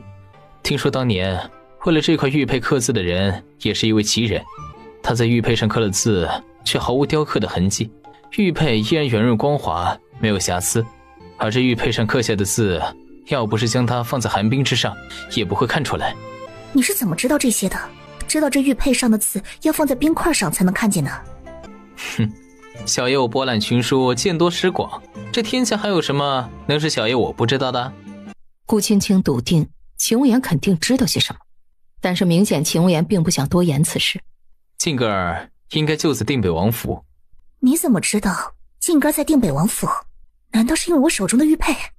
小爷我的人查到，那天抱走静格尔的那个蒙面男人，最后是在定北王府附近消失的。小爷我一开始并没有怀疑定北王府，但是后来小爷我查到证据，都证明静格尔可能就在王府之中。你确定偷走静格的当真是定北王府的人？除了定北王府，不会再有其他人。定北王府上次经过刺客之事，守卫森严，我的人想进入王府，还得费上一番功夫。老王妃上次不是在你府上出现过？你怎么知道定北王府的老王妃去过小爷的府上？顾青青也没隐瞒，就把那次在秦无言府外意外看见老王妃的事儿给他说了。既然你和老王妃有交情，那你想去定北王府应该不是什么难事吧？罢了，小爷我想法子去一趟定北王府就是了。秦无言就这样离开了。顾青青坐在那儿，目光盯着手上拿着的这块写了定北王3个字的玉佩，在发呆。虽然顾青青早就怀疑徐行可能和定北王府有什么关系，但是顾青青也实在没想到他手里的这块玉佩竟然会刻了定北王3个字。不由得顾青青想到屋里那封定北王府送来给徐行的信。对了，还有那封信。未做思考，顾青青立刻就往屋里走。顾青青还没来得及看，夫人，查到小公子的下落了。真的吗？真的查到静格的下落了？查到了，徐叔说大人安排的人已经查到了静格在哪儿了。静格现在在哪儿？徐叔现在正在前面等你，夫人你见了徐叔就知道小公子在哪儿了。顾青青一听，忙跟着莫离一道去前面见了徐叔。徐叔，莫离说你已经查到静格的下落了。夫人，老夫收到公子的传话，公子说小公子现在是在定北王府，他让夫人你别急，等他送了使臣回来，就会亲自去定北王府将小公子给带回来的。公子在信上说了，他明天就会回来，同时他也会去将静格尔从定北王府给带回来。顾青青手上还拿着那天定北王的老王妃叫人送来的信。顾青青将手中的信打开，没想到信上竟然还当真说了静根在定北王府的事儿。定北王府的老王妃在信上说，她几次请徐行在王府见她，徐行都不去。没办法，只得带了府上的小公子回去，让徐行去定北王府一叙。同时定北王府的老王妃也在信上说了，除了徐行一个人单独前往，其他人他都不会见。得知了靖哥就在定北王府，顾青青是一刻也等不了，迫不及待就想去把靖哥给带回来。顾青青到了定北王府，不仅吃了闭门羹，更是连王府的大门都没能进去。府上的下人说了，老王妃身子不适，不见任何的外客。夫人，奴婢感觉到这定北王府周围有不少武功极高的人暗中埋伏在附近，这定北王府的老王妃要是真不见我们，怕是我们也难以进去。进不了王府，看来怕是只有等徐行回来再来这定北王府要人了。听说靖哥是被定北王府的人给带走啊？这怎么回事？青青啊，就算是那定北王府的老王妃，也没有理由平白无故就来咱们府上把你和女婿的孩子给带走吧？是啊，定北王府这平白无故的，怎么会把靖哥带走呢？大姐夫在定北王府那位老王妃生辰的时候如此保护她的安危，甚至我二哥和徐武帝都因为那个定北王府的老王妃而身受重伤，差点没命。那老王妃就算是不对我们徐家感激，也不能带走大姐和大姐夫的孩子呀。老三媳妇儿，既然现在已经知道靖哥就在定北王府了，不如我们现在去把靖哥给带回来吧。要是能带回来就好了。这话是什么意思？我和夫人刚刚才从那个定北王府回来，我们却别说定北王妃的面，就连王府都没能进去。哎，这女婿不是才帮朝廷立了大功吗？那定北王府的老王妃这么做也未免太欺人太甚了吧？难道就因为她是王妃就能抢走我们靖哥还不还了？老三媳妇儿，那现在我们该怎么办？娘，相公今天已经让徐叔传了话回来，说他今天就会去见老王妃，将靖哥给带回来。可是那老王妃不是连你都不见，她会见大姐夫。哦，对了，那天不是来了一个定北王府的送信的，我记得那个人说送的信只能给老三看，莫非那封信是和靖哥有关？对了，那定北王府确实送了一封信来。大姐，要不你赶紧回屋去将那封信拿出来看一下。不用了，信我已经看了，信上说让相公一个人去见他。那就让女婿去定北王府把靖哥给要回来。大家分别说着去要回靖哥的事儿。顾燕听说此事之后，趁着众人不注意，暗中把顾青青叫到一旁来。大姐，你可还记得我上次对你说的那幅画像？你是说老王妃年轻时的那幅画像？大姐，你说大姐夫他娘惠夫人有没有可能是老王妃的亲生女儿？不可能，不可能。怎么不可能？要是不可能，大姐夫的亲娘为何会长得同那位老王妃如此的相像？二弟，那老王妃的年纪做相公他娘的祖母都没问题了，怎么可能是他亲娘？更何况京城人都知道老王妃就只有定北王一个儿子，相公他娘怎么可能是老王妃的亲生女儿？那有没有可能大姐夫的亲娘就是老王妃流落在外的私生女呢？不可能，她的身份可是定北王府的老王妃。当年的老定北王听说在朝中也颇受敬重，后来定北王更是救皇上而死，皇上感念定北王那位皇叔的救命之恩，这些年也一直安排了荣亲王照看老王妃。老王妃和人有私，要是被发现，羞辱的就是皇室的脸面，到时候不仅是老王妃，怕是连老王妃的娘家人都会受到牵连。那老王妃虽然独居府中，可身份地位尊荣无比，她怕是也不会轻易犯糊涂和人生下私生女。还有那定北王府可是朝中多少人眼中的肥肉，老王妃要是和别人有私，肯定早就逃不过朝中那些人的眼线和耳目了。定北王府那位老王妃，自从他的儿子定北王为救皇上死了之后，这定北王府就只有那老王妃一个人了。老王妃独居这么多年，难保不会看上什么人。再说了，那定北王府都是老王妃的人，就算是老王妃和人有私，生下一个私生女，怕是也不是什么不可能的事啊。不可能，靖哥的模样像爹，相公长得和他娘又极像，相公他娘真要是老王妃的私生女，那老王妃将静根如此让人带到府上，她就不怕让人生疑？这不是给人主动露出把柄吗？相公他娘真要是老王妃的私生女，怕是老王妃为了保住地位，对此避之都唯恐不及，又怎么会堂而皇之的让人将静根偷回定北王府？除非她是想死，活得不耐烦了。这下顾燕没有再说话了，顾青青却在头中思忖，要是惠夫人不是老王妃的私生女的话，那会不会是老王妃的亲孙女儿？要是徐行他娘是老王妃的亲孙女儿的话，那这一切岂不是就说得过去了？那孙女呢？会不会大姐夫他娘其实是那定北王府老王妃的亲孙女儿？顾青青和顾燕姐弟二人相互对望着，顾青青也正是此猜测。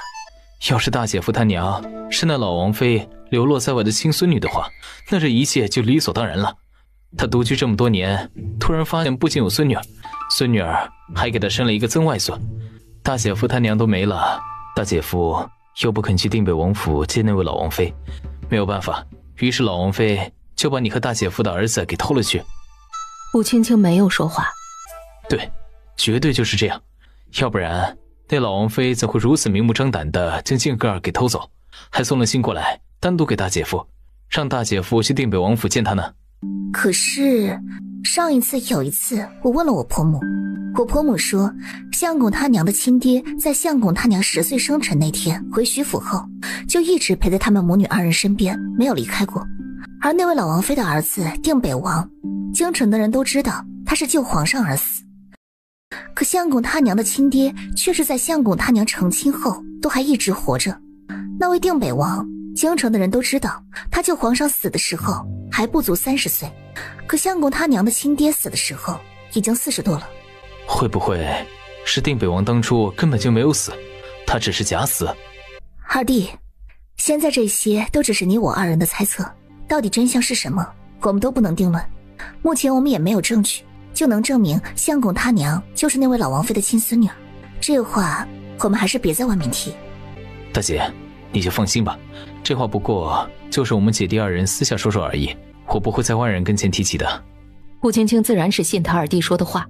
大姐夫新娘的样貌和那位老王妃年轻时的画像如此相像，就算是大姐夫的亲娘不是那位老王妃的亲孙女儿，但是这2人怕是也脱不了关系。这一点顾青青也信，他其实早就猜测怀疑徐行他亲娘可能和那位定北王府的老王妃有关系，只是除了画像相似之外，顾青青之前一直找不到别的证据。现在除了画像，顾青青手里还多了一块玉佩，佐证了他的猜测。顾青青若有所思，大姐，知道静根儿现在在定北王府，虽然现在还没有能将静根儿给带回来，但是至少我们知道静根儿目前在定北王府是没有危险的。顾青青倒是也不用再担心静哥的危险。大姐，今天天色也不早了，最近你为了静根儿的事一直担心了这么久，现在知道静根儿的安全没有问题，今天晚上你可以好好休息，睡个好觉了。明天大姐夫不就是要送完使臣回来了吗？以大姐夫的本事和能耐，他定能把静根儿安好的从定北王府给带回来。那你今天晚上好好歇着，我也回房了。这一天晚上也是顾青青自从知道静哥丢失之后勉强睡得还算安稳的一晚上。不过早上顾青青还是早早就起来了。徐行说他今天会回来，顾青青也是迫不及待在府中等着徐行把孩子从定北王府给带回来，焦急的等来等去，没想到没把徐行和静哥等回来，倒是将秦无言那家伙给等过来了。小爷我今天想法子帮你进了一趟定北王府。怎么样？那你可打听到了静哥的消息了？这天下还能有小爷我办不成的事儿？不知静哥在定北王府吃的好不好，住的好不好，可有人照看？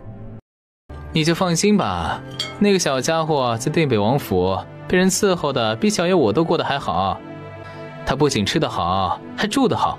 听说啊，自从静哥到府上之后，老王妃不仅每天都要亲自照看静哥，更是还找了8位奶娘，还安排了10多个仆人、丫鬟、奶娘一起照看他一人。8个奶娘，10多个仆妇。当初徐行就只找了3个奶娘来照看元景和静根兄妹2个人，顾青青都觉得有些多了。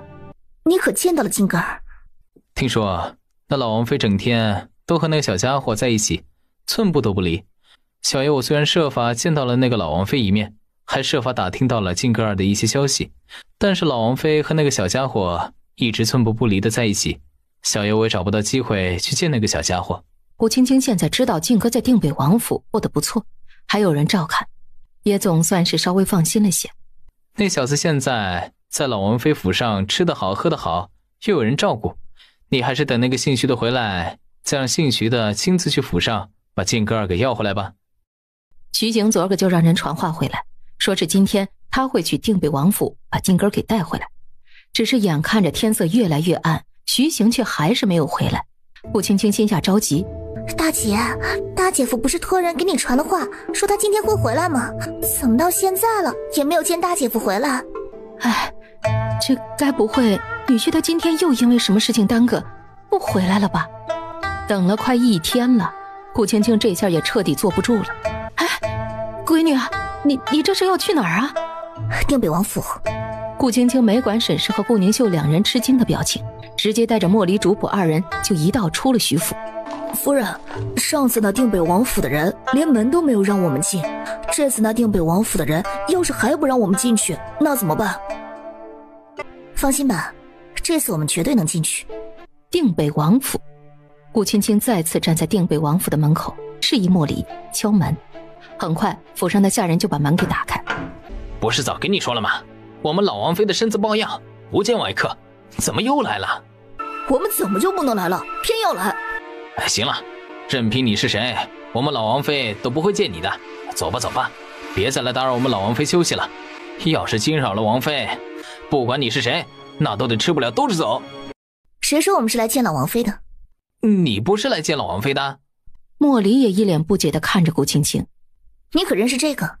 下人看了一眼顾青青手上的玉佩，瞧着倒是像个值钱的。不瞒你说，这块玉佩是贵府老管家遗失的，将你们府上的老管家叫出来，我会把这块玉佩亲手交给他。只要是这块玉佩是我们老管事遗失的，那就把这块玉佩交给我就行了，我会帮你们把这块玉佩交还给我们老管事的。交给你？那可不行。哎，交给我怎么就不行了？自然是不能交给你，这么贵重的东西，万一你要是将这块玉佩私吞了，那怎么办？你说我偷东西？下人眼看就要被激怒。我可没说你偷东西，刚刚这话是你自己说的。哎，走走，赶紧走，再不走，我真要叫人过来轰你们了。我们二人可是你们府中老管事的贵客，这次来也是有要事要同你们管事的商量。要是你将我们主仆二人赶走，耽搁了你们府上管事的要事，到时候怕是不用我说，你也知道后果是什么吧？你们府上的老王妃不见客，可没有说老管事也不见客。要是你耽搁了你们管事的正事儿，你这差事怕是也干不了几天吧。顾青青笃定跟前的伙计害怕真耽误了府中管事的要事，肯定会去请老管事过来一趟。哼，你们等着，我现在就去把我们老管事给你找过来。顾青青和莫离主仆二人站在门外等着。夫人，你确定那老管事当真就会过来见你？顾青青当然不确定，不过是赌一把。主仆二人又继续等了一会儿，就见一个穿着上好绸缎的男人跟在伙计身后走了过来。此人应该就是这王府中的老管事了。冯管事，就是他，就是这个人说他找你有要事相商，还说你掉了一块玉佩在他那儿。这位夫人，你认识我？不知管事可认识这个？这玉佩怎么会？这么说来，你认识这块玉佩了？你到底是谁？你手上怎么会有我们王爷的玉佩？带我去见你们老王妃。这块玉佩当年在我们王爷死后就莫名丢失，他已经不见了20多年，现在怎么可能会出现在你的手上？要想知道玉佩为何在我手上，那就现在就带我去见贵府的老王妃。那老管事因为那块玉佩确实带他进了府，老管事并没有直接带顾青青去见老王妃，而是先把顾青青带到偏厅里，让顾青青在偏厅里等着。夫人，还是你有法子，我们可算是进来了。顾青青没有说话，进来还是第一步，她必须得想法子从老王妃手里把靖哥给带走才行。很快那老管事就返回来。走吧，主子让我现在带你们去见他。秦无言说靖哥在这定北王府不仅被人照顾得不错，老王妃还一直在靖哥身边寸步不离的。现在他要去见老王妃，是不是就能看见靖哥了？一想到能见到靖哥，顾青青心中抑制不住的有些迫不及待。终于到了老王妃所在的屋子，老王妃半靠在身后的榻椅之上。听说门外来了一个人要见老身，那人就是你？不错，要见王妃你的人确实是我。听闻你手上有我定北王府的玉佩，这玉佩已经丢失多年，它怎么会在你的手上？老王妃娘娘，不瞒你说，我是徐大人的夫人，靖哥是我儿子。听闻我儿子靖哥是在你府上，今日我来贵府是来带走我儿子的。你就是徐大人的夫人？不错，我相公正是徐大人。你说你是来接走靖哥的？不错，我今天来的目的就是来带靖哥回去的。要是老身不答应呢？王妃娘娘，你未经我允许就安排人带走靖哥，这已经是无礼在先。不知王妃娘娘，你现在还有什么理由可以阻止我将靖哥带走？放肆！你们私自暗中带走靖哥，这难道不是无礼在先？老妇再要说话，却被老王妃一个眼神给制止了。老妇弯腰退到一旁。你说老身未经你允许就让人私下带走了靖哥？要不是王妃娘娘你吩咐人将靖哥带走，靖哥现在又怎么会在你府上？谁告诉你是老身安排人偷走了你儿子的？难道不是？老身的人确实是把靖哥给带走了，但是要不是老身那天安排了人去徐府把靖哥救下来，现在靖哥怕是已经早就落入那些刺客的手中了。你这话什么意思？什么叫他救走了靖哥？不是他安排的人去将靖哥偷走的，他怎么说是他安排的人救走了靖哥？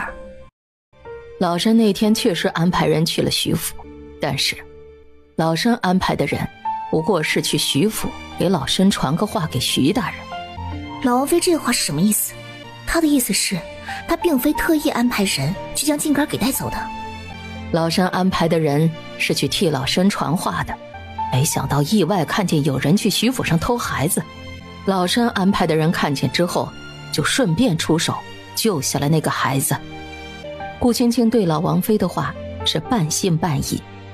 按理说老身帮你救下孩子，你该对老身好好感谢才是。既然王妃你的人将靖哥给救下了，那为何不将靖哥送回徐府，而是将人给带走了呢？这次老王妃却并没有立刻回答。当时下人把靖哥带回去的时候，突然看见了一个婴儿。老王妃原本还是有些诧异的，听说这个婴儿是在徐府带回来的，是徐行的儿子。老王妃忙上前一看，这怎么可能啊？影卫怀里的孩子不仅长得和他像，更是和他儿子定北王当年小时候生下来的模样如出一辙。老王妃看着跟前双眼乌黑发亮的靖哥，差点以为这孩子就是他当年所生的儿子。老王妃自从丧子之后，这些年来就一直独居在王府中。她以为他没了王爷，没了唯一的儿子，今后也会是一个人孤独终老。这偌大的定北王府，将来怕是也只能拱手于人了。可是他没想到，在他80岁生辰那天，竟然会意外看见徐行，看见一个长得不仅和他有几分相似，更是和他儿子和老定北王也有几分相似的徐行。老王妃几次让人传话，徐行都找借口推脱不见。这次定北王府的影卫将靖哥带回来，老王妃怎么都想不到靖哥的模样会和他儿子当年如出一辙。抱着那个孩子，老王妃沉寂多年的心也再次恍惚是当年抱着他儿子一般。老王妃突然怔住，半天都没能回过神来。顾青青等了一会儿，也终于忍不住再次问出来：王妃娘娘，就算是你真的救了靖哥，现在我已经来了贵府，你是不是也该将孩子还给我，让我带走了？老王妃被顾青青的声音拉回神儿。徐夫人，你今天要是来定北王府是要来要回靖哥的话，那你怕是要白跑一趟了。王妃这话什么意思？既然你们徐府护不住这个孩子，那就由我定北王府来照看。有老身在，定不会让人伤到他分毫。王妃娘娘，静根是我儿子，且不论我徐府自能护好静根，就算是我徐府真的不能护住静根，他是我儿子，理应我带走，没有理由我儿子要被你扣在贵府，不让我这个当娘的带走。徐夫人，老身已经把话说得很清楚了，孩子老身是不会给你的。要是没有别的事的话，徐夫人请回吧。王妃娘娘，要是我今天一定要带走静根呢？那就要看你有没有这个本事了。王妃娘娘，这次静根丢失，就连皇上也已经下旨，还让莫将军府上一道帮忙寻找孩子。既然皇上都已经下旨了，让莫将军务必将孩子找回。如今孩子在王妃娘娘你这儿，你如此扣留静根不予归还，莫不是王妃娘娘，你连皇上的旨意都敢抗旨不遵吗？哼，徐夫人，此事就算是皇上来了，老身也不会把这孩子归还给你。我告诉你，这孩子今后就留在定北王府了，你别再想把孩子给带走。王妃娘娘，就算你是定北王府的老王妃，怕是也没有理由抢别人的孩子吧？老王妃却并没有再同顾青青说话的意思。王府中的下人再次送客，顾青青脚上突然滚来了一团毛茸茸的东西。小白狐，他怎么会在这儿？小白狐，你要去哪儿？见小白狐就只是跑了一小段距离，就突然停下来，回头看着他。顾青青见小白狐一副要带他去找什么人的样子，当即立刻就跟着小白狐跑了过去。终于小白狐在一个假山后停下来，顾青青几步跑上去，一眼就看见了一位丫鬟怀中正抱着静根在哄着。他忙往静根跟前跑，看着突然跑过来的顾青青，丫鬟吓得急忙往后退了几步。你是谁？你要做什么？顾青青的目光一直看着静根。我是这个孩子的娘，是老王妃让我过来，让我来接孩子回去的。不对，不是王妃让你来的。真要是王妃让你来接走孩子的，那为何没有人来传话给我？顾青青没想到那个小丫鬟竟然会如此的机警。顾青青见那个丫鬟不信她说的，当即给了茉莉一个眼神。在那个小丫鬟还没反应过来是怎么回事的时候，怀里的孩子就已经被茉莉给抢走了。茉莉抢回静根。夫人，小公子我已经……夫人！只见他的主子顾青青这会儿竟然被老王妃带来的人给抓住了。茉莉一脸的着急，老王妃定定地站在那儿，茉莉怀里抱着静根，不敢贸然出手，只得一脸着急地看着顾青青。想要救回你的夫人，就把孩子留下来，要不然可别怪我们对你夫人不客气。一时间茉莉站在那儿也不知道该怎么办。茉莉，别管我，你带孩子走。可是我带着小公子走了，夫人你怎么办？顾青青并不怕，徐行说了他今天会回来，要是徐行知道他被扣在定北王府，定然会带人把他救回去。更何况徐行才在朝中立了大功，他是徐行明媒正娶的夫人，老王妃就算是把他扣下来，怕是也不敢把他怎么样。走，带静根走。茉莉再次看了顾青青一眼，一咬牙打算把静根带走。就在这时，突然来了一队弓弩手，四面把他围起来。想走，怕是没那么容易吧。这对弓弩手名为追魂，是当年老定北王留下的。当年这支弓弩手跟着定北王，在边关让敌人闻风丧胆，更是所向披靡，战无不胜。他们手中的剑，但凡是出手，那就绝对剑无虚发。顾青青没有听说过，茉莉却是听说过这支弓弩手。原本茉莉还打算直接带静根先走，等他把静根带回去之后，再和叶无痕几个人一起回来把顾青青带走。现在看来，怕是连他自己想从定北王府活着逃出去都难了。要是你不想你的主子和你一起被这些弓弩射死，就把孩子放下，老身保证让你和你的主子一起安全离开这里。到底要不要听从老身的话，就看你们主仆二人的了。思忖了片刻，静根是我儿子，我是静根他娘，我来带走静根，就算是到皇上跟前，那也说得过去。不知王妃你如此百般阻拦，这是何意？徐夫人，老身早就同你说过，今天没有老身的允许，谁也别想把静哥从定北王府带走。你要想走，定北王府的大门随时敞开，没人会拦着你。看来王妃娘娘，你今天是打定了主意，不将孩子还给我了。徐夫人，今天你要想带静哥离开，除非能过得了我定北王府的弓弩手这关。老王妃笃定了顾青青不敢冒险。徐夫人，你最好想清楚了，到底是现在就带着你的下人离开，还是要把静哥也置身于危险之中，一起尝尝这万箭穿心的滋味。现在就看你了。顾青青怒不可遏。王妃娘娘，你说吧，到底如何你才能让我带走静哥？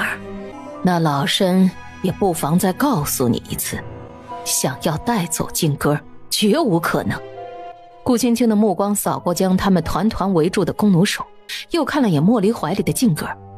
没有办法，顾青青只得咬牙妥协。莫离，把孩子给他们。顾青青不知道他和莫离是怎么走出定北王府的。刚走出定北王府的大门，顾青青就觉得一阵的眩晕，一抬眼，徐行那张俊脸就出现在他的眼中。相公，别怕，我回来了。相公，静哥还在他们手上。徐行一边伸手探了探他的额头，一边担心地看着他。哪儿不舒服？告诉我，我现在给你找大夫去。没事，我没事。静哥，相公，徐行抱着顾青青就往外走。相公，你要带我去哪儿？徐行没有说话，而是直接把顾青青抱到了他刚刚乘坐的那辆马车上。你听我说，你病了，现在我要带你去找大夫。我没事，我要去找静哥，我要去找他。徐行却没听他的，直接就对赶车的人吩咐道：回府。不，我不回去，我要去找静哥，我要去找他。乖，听话啊！你现在病了，我先带你回府治病，再来要回静哥。马车一路回到了徐府，恍惚中，顾青青好像感觉到徐行抱着她回了房里。等到顾青青醒过来，已经是第二天的早上。见她睁开眼睛，梁氏顿时面上一喜：“啊，醒了！哎呦，太好了，老三媳妇儿，你总算是醒了。青青啊，你可真是吓死娘了。”大姐，你醒了，你好点了吗？七别怕，大姐没事儿。娘和姐夫都说大姐你病了，大夫已经来看过2回了。娘，相公呢？他去哪儿了？大姐，你是不知道，昨天你晕了之后，是大姐夫将你抱回来的。不仅如此，大姐夫昨天自从回来就一直在床边将你守着，就连吃药也是大姐夫亲自喂你喝的。哎，可不是嘛，秀儿说的是，昨个娘说让女婿把药给我，我来喂你吃，这女婿还不答应呢，坚持要自己喂你药。那现在呢？相公他在哪儿？大姐夫刚从府上离开不久，昨晚上听说大姐夫一晚上没有睡，一直在你床边守着。昨天你昏迷不醒，额头还烫得吓人，大夫说你是积郁成疾，再加上连日来都没有休息好，这才病了。好在现在你热也退了，人也醒了，早上老三叫大夫过来给你把脉了，知道你没事之后，他才从府上离开的。相公可是去了定北王府？对，不错，女婿啊，他是去定北王府了。青青啊，娘知道你担心静哥，你放心啊，老三这次去定北王府肯定能把静哥给带回来的。大姐，昨天大姐夫回来就打算去定北王府要回静哥的，由于你病了，大姐夫才将你送回来，又照顾了你一宿。你们说女婿这次去定北王府能把静哥给带回来吗？哎呀，亲家放心吧，老三都说了，他会去王府把静哥带回来，那就一定会把静哥给带回来的。娘，伯母说的不错，大姐夫既然答应了大姐说会把静哥带回来，那就能将静哥给带回来。沈氏没有再说话，而是把目光看向了刚从床上坐起身的顾青青。娘，我也相信相公，青青啊，大夫说呢，你这病是因为静哥思虑过重了，这才积郁成疾。现在女婿已经去王府要回静哥去了，你也要多仔细自己的身子，好好养养才是。突然，一只小白狐从外面窜进来。小白狐？哈，奇怪了，这小畜生不是已经不见好几天了吗？他怎么会突然又回来了？我也听府上的下人说了，这只小白狐在静哥不见的第2天就跟着消失了。他怎么会突然回来了？小白狐跳到顾青青的床上，顾青青下意识把小白狐抱到怀里。难道静哥消失的那几天，这只小白狐也跑去定北王府去找静哥去了？顾青青一想到这种可能，又忙下意识往门口看了看。现在小白狐突然回来了，那是不是徐行已经去定北王府把静哥给带回来了？哎，真是奇怪了啊，这小东西还能突然消失再自己回来。沈氏见顾青青几次看向门口。青青啊，你这在看什么呢？顾青青还没回话。回来了，夫人大人回来了。顾青青抬眼望过去，果然一眼就看见了从外面进来的徐行，他的手上没有静哥的身影。老三呢？怎么就你一个人回来了？静哥呢？他没有跟你一起回来？难道那定北王府不把静哥给你吗？正当顾青青以为徐行没把静哥带回来的时候，突然外面好像传来一阵孩子的哭声。只见一个老妇人手里抱着静哥，正从外面走进来。老妇进来，亲自把孩子交给徐行之后，弯腰行礼，毕恭毕敬地退出去。徐行抱着静哥，径直走到小媳妇跟前。顾青青直到静哥被徐行亲手交到她怀里，依然有点不可置信。静哥那小家伙刚刚还哭得又大声又委屈的，这会儿到了他娘怀里，一看见他娘，小家伙顿时就不哭了。屋子里的众人看见静哥回来了，大家都是一喜。静哥失而复得，顾青青将静哥给抱得紧紧的。青青，静哥现在回来了，以后都不会再被人带走了啊！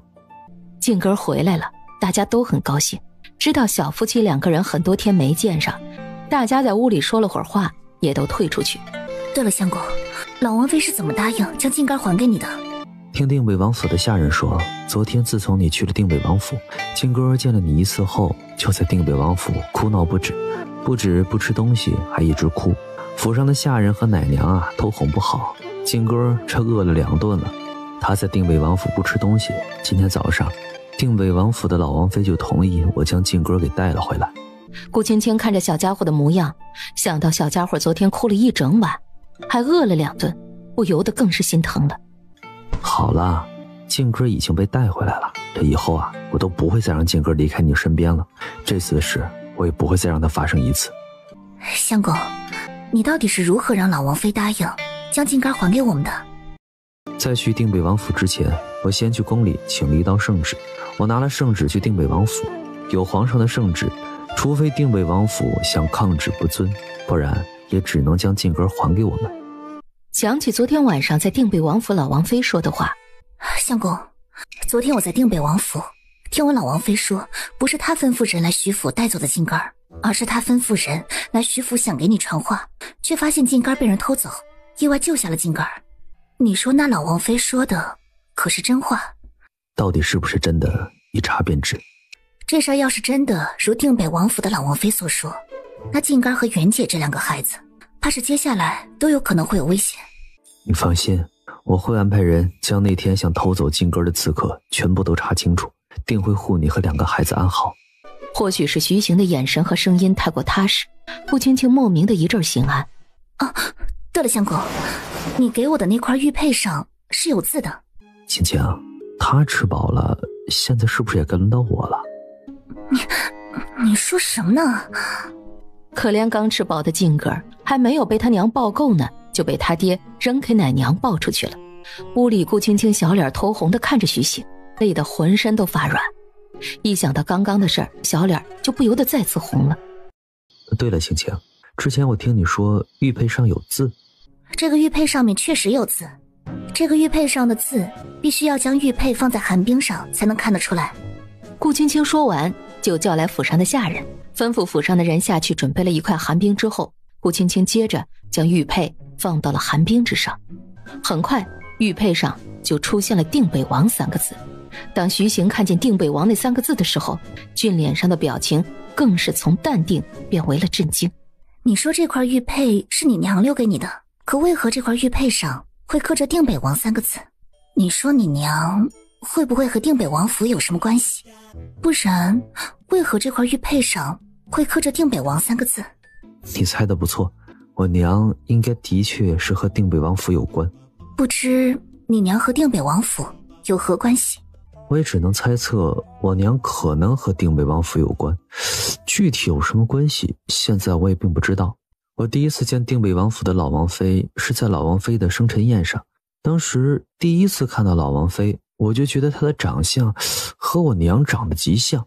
虽然当时我就有所怀疑，但是我也并没有多想，直到我有一次意外看见了老王妃年轻时的画像，我才确定了我娘可能和她有关。你也看到了老王妃年轻时的画像？老王妃年轻时的画像和我娘的模样简直是如出一辙，要是她二人没有关系，我娘的模样又怎么会长得和老王妃如此相像？可不可能你娘是老王妃的孙女儿？我娘和老王妃到底是什么关系？此事只有查了才知道。那你打算如何去查此事？可有眉目？此事徐叔应该是会知道些眉目。徐叔？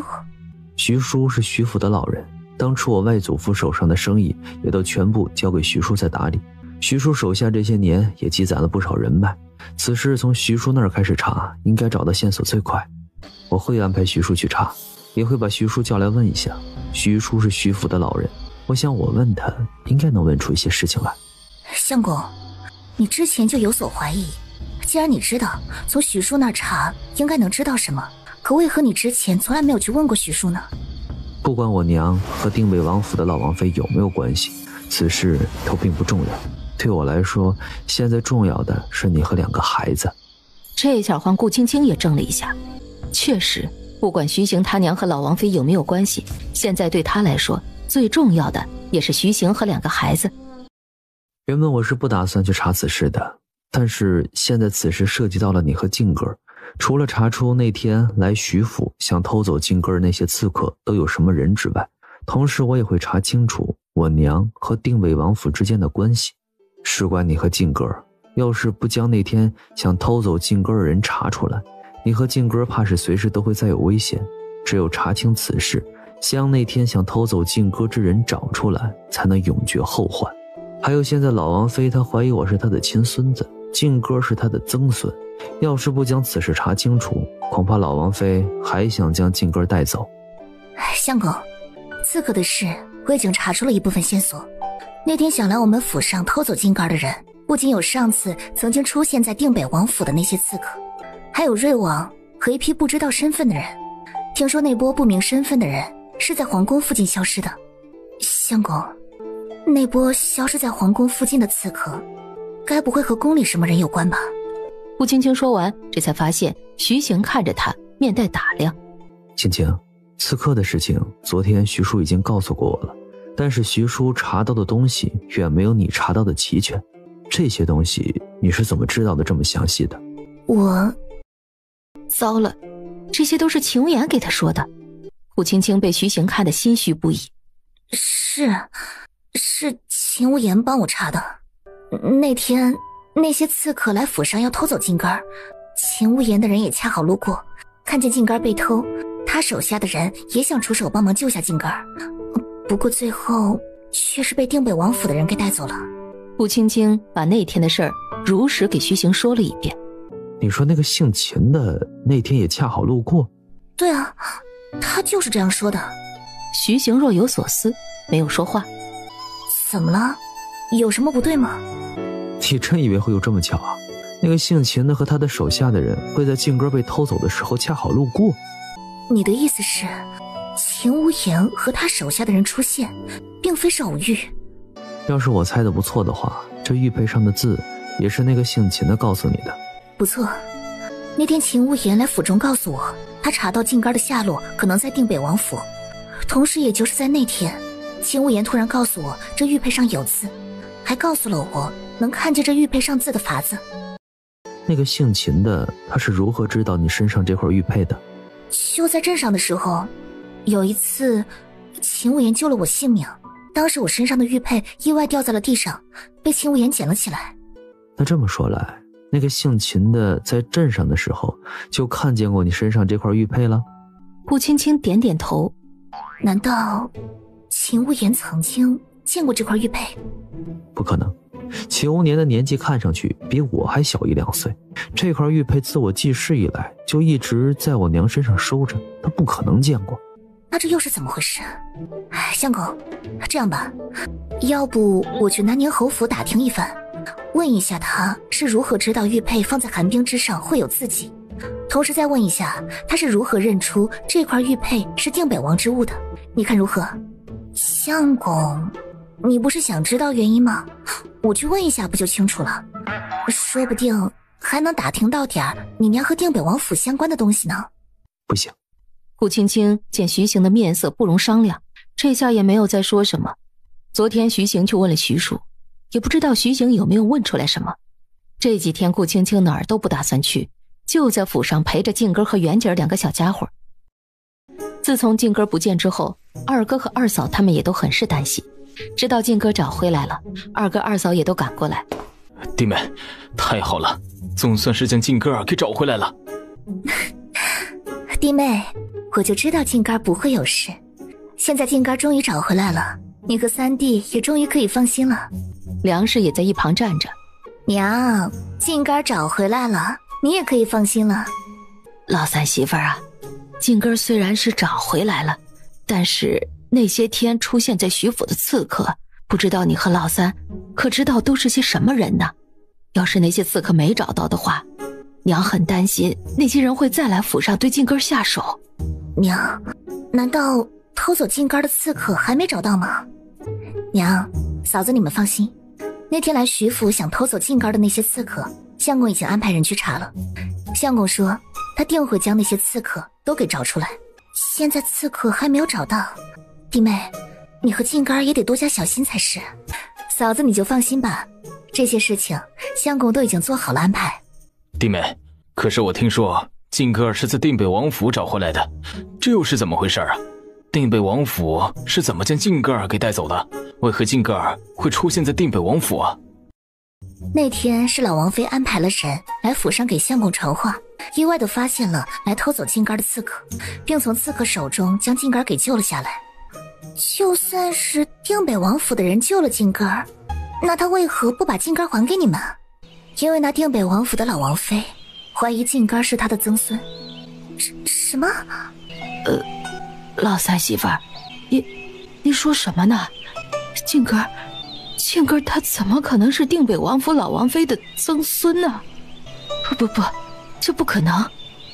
可是老王妃在相公去带走静哥的那天，她亲口说了，怀疑相公是他的亲孙子。老三媳妇儿，娘从小就在徐府跟老三他娘一道长大，惠夫人所嫁之人确确实实是那个姓楚的，老三也确确实实是那个姓楚的亲生儿子，这可是无疑的。那会不会三弟是老王妃的外孙子？不会，老三的外祖母是徐夫人，怎么可能是老王妃的外孙呢？这不可能，绝对不可能。这要是三弟和定北王府的老王妃没有关系，可为何老王妃会认为三弟是他的亲孙子？因为相公的长相。老三的长相？三弟的长相怎么了？娘，相公的长相颇像他娘惠夫人，是不是？不错，老三的面相和小姐确实长得极像，这怎么了？你们想不到吧？老王妃年轻时的画像长得同相公他娘留下的那幅画像一模一样，要不是二人的神态和气质不同，简直分辨不出这是两个人。什么？这怎么可能？许安和苏锦娘再次震惊不已。娘，你看这块玉佩。这不是小姐留给老三的那块玉佩吗？这块玉佩上还刻了字。顾青青吩咐下人取了寒冰过来，将玉佩放到寒冰上。很快，定北王3个字就出现了在众人的眼中。三弟他娘留给他的玉佩上竟然有定北王3个字。这……娘，你说这块玉佩是徐老爷当初给相公他娘的？梁氏下意识点点头。娘，会不会是相公的外祖父，也就是徐老爷和定北王府有什么关系？梁氏对于这个就不知道了。梁氏摇了摇头。娘在徐府伺候小姐多年，可娘除了知道徐老爷是做生意的，别的全都不知道了。我记得你说过，相公他娘的模样像徐夫人，不像徐老爷。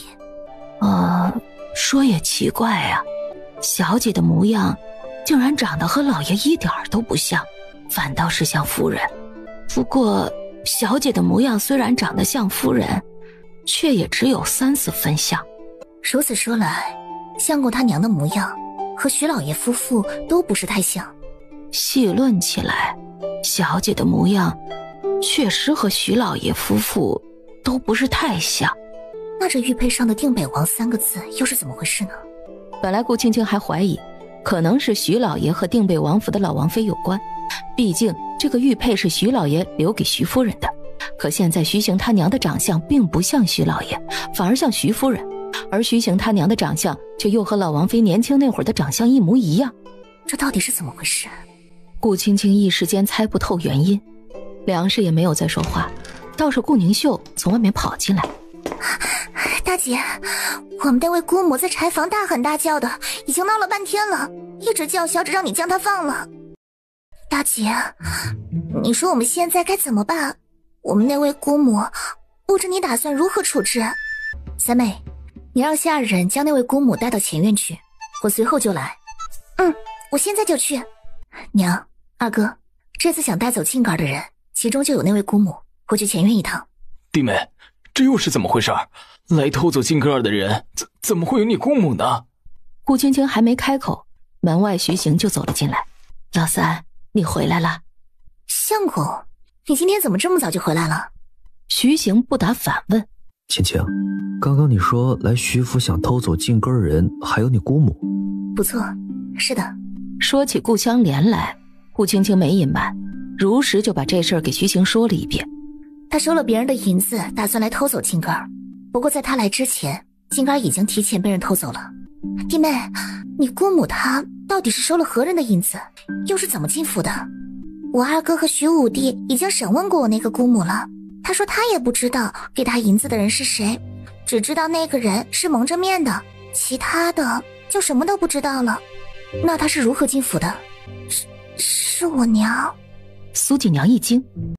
大姐夫，虽然是我娘让人将姑母带到府上来的，不过她也是被姑母给蒙蔽。静儿出事之后，我娘也一直自责后悔，不该听了姑母的花言巧语，轻信于她。老三呐，既然亲家也是受了蒙蔽，这事儿依娘看就过了吧。三弟，依我看，现在最重要的还是先将那天想偷走静格尔的背后之人给找出来要紧。可是我那姑母她什么都不知道，她只知道一个蒙面人给了她100两金子，让她来府上偷走静格尔，其他的她什么都不知道了。我已经知道指使她的人是谁了。一时间屋子里的众人全都把目光看向了顾青青。静儿不见后，南宁侯也曾帮我查找过偷走静儿的那些刺客。据南宁侯所查，那天除了那几波高手之外，其中还有一波躲在巷子里的，不是别人，正是楚府的人。楚府？难道是那个姓楚的手下人？确实是姓楚的手下之人。静儿好歹也是那个姓楚的亲孙子，那个姓楚的竟然连他都下得去手。那个畜生当初害死了小姐和小姐腹中的双生子还不够，现在竟然连他的亲孙子他都不放过。相公，现在我那位姑母就在柴房里关着，你打算此事如何处置？徐行眼底的神色深不见底。我一会儿会安排人将你姑母送去大理寺，此事要是和楚府真有关系，我会亲自审问。不知你打算如何审我那位姑母？不必审，直接把人给姓楚的送过去。楚府的人为人狡猾，就算是楚府的人真利用你姑母来徐府想偷走静儿，他们也不会留下把柄给他。审问你姑母，郭姐审问不出什么有用的。所以你倒不如现在就直接将我那个姑母绑了，给姓楚的送到府上去，还能敲打敲打楚府的人。要是那楚府的人心中有鬼，眼见他们找人来徐府偷走净杆的事情败露，说不定还会自露马脚。不错。夫妻2个人回到屋子里。相公，你昨天去问许叔，可打听到什么了？徐叔只说他在我外祖父还活着的时候，一直都跟在我外祖父的身边，帮他打理铺子的生意。还有呢？至于我娘和定北王府之间的关系，还有为何我外祖父留下来的那块玉佩上会刻有定北王3个字，徐叔说他也并不知情。你说许叔说他也不知道？没想到徐行去问徐叔，竟然什么都没问到，这倒是让顾青青有些诧异。顾青青还以为徐叔一直跟在徐老爷的身边做事儿，肯定知道点什么，更何况徐老爷在离开之后，还将徐府那偌大的产业和生意都交给了徐叔打理，徐叔不可能一点什么都不知道啊。顾青青这思忖着，府上的下人急急忙忙来报：大人夫人，快点，宫里来人了，还带圣旨来了，这会儿正在前院等着大人您去接旨呢。相公，走吧，我们现在去看看去。顾青青和徐行夫妻2个人到前院的时候，远远就看见了一个大太监站在最前面，他的后面还跟着20几个小太监。徐大人，接旨吧。臣接旨。奉天承运，皇帝诏曰：徐大人文才武略，有勇有谋，胆识过人。此次不仅帮朕赢回了10座城池，还避免了一战战乱，让百姓免于战祸。朕特此擢升为1品宰相，并担任太子太傅，望徐爱卿可帮朕好好教导太子，辅佐其成才。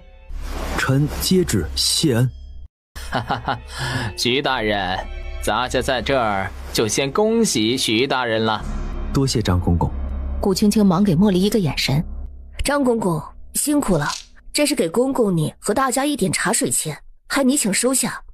徐大人，皇上这次对你如此看重，还把太子都交给你，将来徐大人在朝中定会平步青云，扶摇直上啊。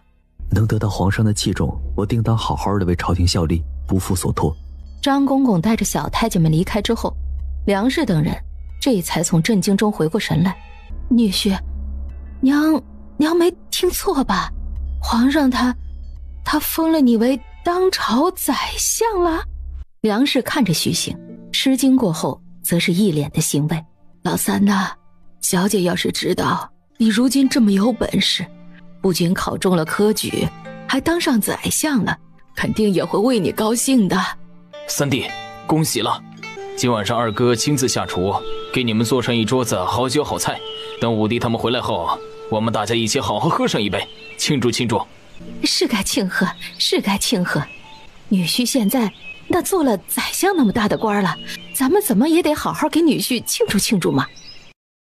大家都在商量着庆祝的事儿，徐行却把目光看向小媳妇儿，顾青青这才对着他笑了笑。忙活了一下午，二哥也准备了满满的一大桌子菜。顾燕和徐明轩2个人一道从将军府回来。三哥，你如今被皇上升官成了当朝宰相，今晚上我一定要多和你喝上几杯，高兴高兴。大姐夫，恭喜你了。青青，女婿，快，饭菜都准备好了。大家进屋坐下。三弟，不知道你什么时候去上任呢？大概3-5天之后吧。大理寺那边的事情还有一些需要我去处理，等我将大理寺那边的事情处理完，就可以拿着圣旨去任职了。哎，三哥，我听说皇上还封了你当太子太傅。每月我都会去宫里定时给太子授课。三弟，那您以后岂不是经常都能去宫里，还能经常见着皇上了？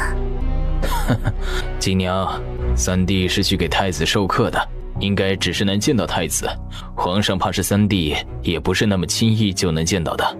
二哥，你说的不错，我的确是能见到太子，若无传召，我也不能轻易见到皇上。这顿饭大家吃得很是高兴。晚上太晚了，二哥他们回去不方便，顾青青安排了二哥和二嫂在府上住。徐行提前回了房，顾青青刚回去，过来坐吧，我有事要同你说。什么事？上次你托我帮三妹物色一个合适的人选，可还记得？相公，这么说，你有合适的人选了？京城宋将军府上的三公子宋小将军，不仅胆识过人，才智谋略皆为上乘。据我所查，人品亦端正，可做婚配之选。